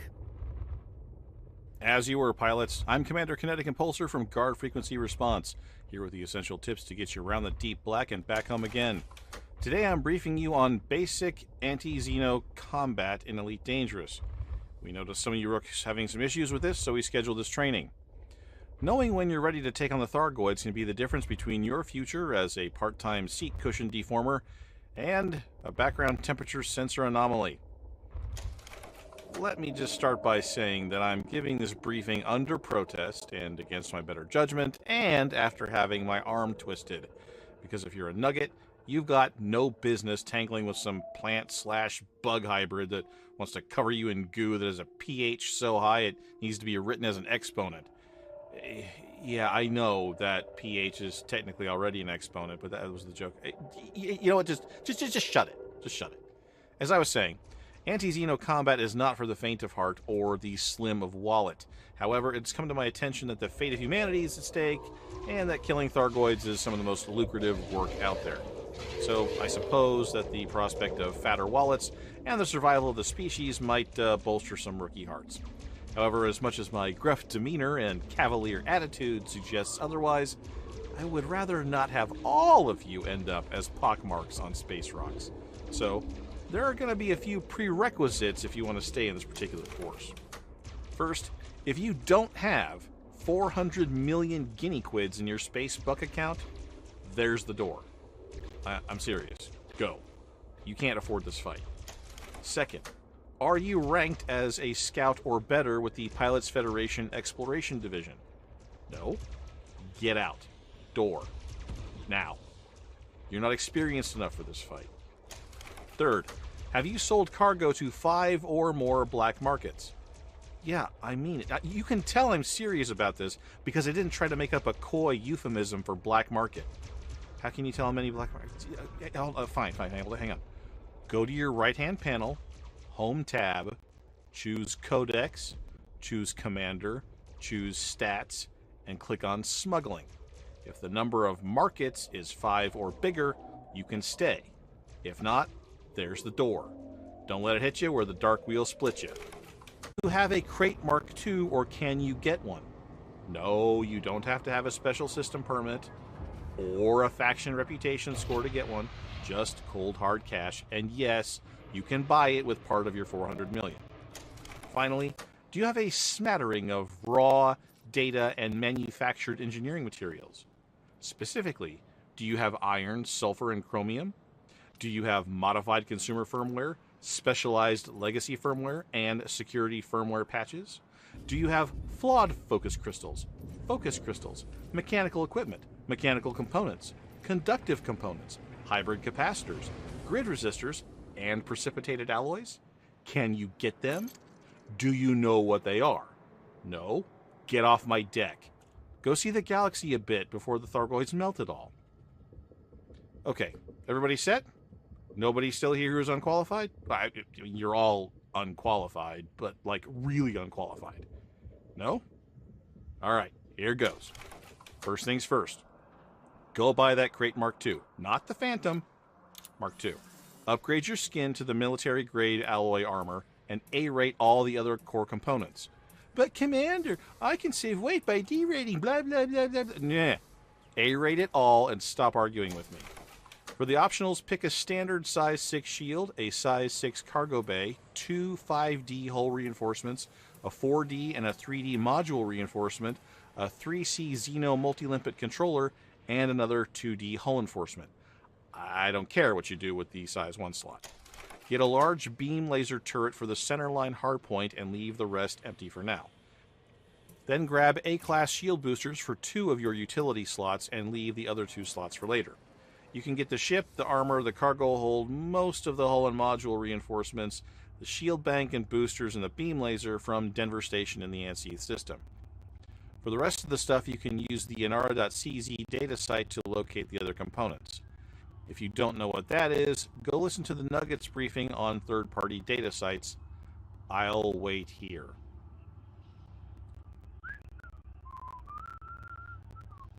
Got all that? Good. Okay. If you're starting from scratch, you'll have just blown through about half of your original 400 million. I told you this was expensive, and you're not quite done yet. Next, go find your invitation to an engineer named the Dweller. Go to his base in the Word system. As long as you've done business with 5 black markets, he should graciously allow you to pay him 500,000 credits for access to his shop. Pay the man and don't ask him about his name. Once you're there, upgrade your laser turret to a grade 3 long range with the thermal vent experimental effect. Also, you can optionally upgrade your power distributor to the charged enhanced feature and super conduit experimental trait. You'll need more engineering materials to trade though, like chemical processors and chemical distilleries.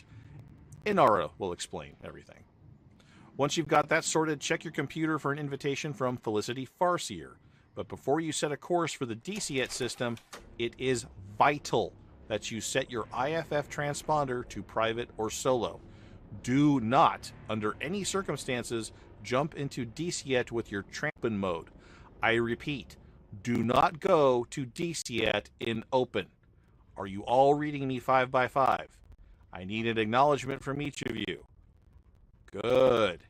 All right, once you're there, you're going to use the Inara site to locate a fleet carrier that is selling meta alloys. You know, once upon a time when the angry poinsettias were a little less angry, you could wander the deep black and pick up your own. Now it's easier and far less dangerous to spend north of 1 million guinea quids to just buy one. Land at a carrier, transact your business, and take off for Farseer's base. Give the kindly old lady her Thargoid kibble and settle in for some upgrading work. You'll want to upgrade your shield boosters to grade 1 heavy duty and optionally add the supercapacitor's experimental effect. But again, you'll need more stuff to trade like cadmium and untypical shield scans, which really should be called atypical because I don't think untypical is a word. Upgrade your power plant to grade 1 overcharged. Optionally, you can upgrade your frame shift drive if you have chemical processors and atypical disrupted wake echoes. See? Atypical. There. The main reason to visit is to crank up your thrusters to grade 3 dirty with experimental effect. This is really important. If you're Thargoid, you know speed is life. Get fast as you can. Okay, so now, a nice little combat ship. Now it's time to make it an combat ship. Your last is one of the AX rescue ships. Go to your galaxy map, pick out a blue and green cross, and head out. Fill those last 2 utility slots with a shutdown neutralizer and a Xeno scanner. Buy and equip a pair of enhanced multi-cannon turrets and a pair of size 2 enhanced A. That's it. You're equipped. Configure your power priorities, set your fire groups, and don't forget your limpets. But let me give you a final word or two of advice. First, you're still a rook. You will lose this ship, probably a few times, before you get the hang of things. Hopefully you still have enough guinea quids for about a dozen rebuys. Never fly without a rebuy, and that goes 10 times over when tangling with the azaleas of doom. Secondly, this ship and your chops are fit to play a support role only. You are a scout killer. Your laser is marginally effective against them, and your multi-cannons are very effective. Focus there. However, your AX missiles are good for pressure damage on the lowest level interceptors. So if you're feeling frisky, fire your thermal vent beam laser at one of those necro daisies at about 4,800 meters. Keep it on target, then gently close range to about 12 or 1,500 meters. And just as your heat drops to 1% and you fade from the Death Petunia's gaze, unload your magazines.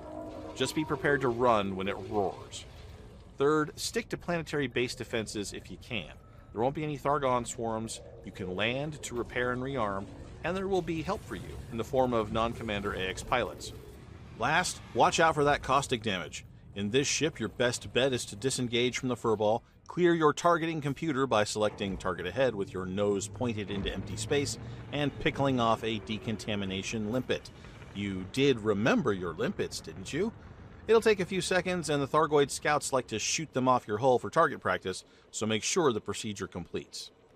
Well, that's it. Well, yeah, actually, it's nowhere near it. And there's so much more you need to know before you go throw your lives, fortunes, and sacred nuggetness away. But I know your love of humanity and your desires for fame and fortune have almost certainly overwhelmed your common sense. So get out there, sluggers. Good hunting, good luck, and the Thargoids will most likely kill you in the morning. Okay, boys and girls, put your finger paints back in your cubbies and change to your flight suits. Skids up in 10. See you in the deep black.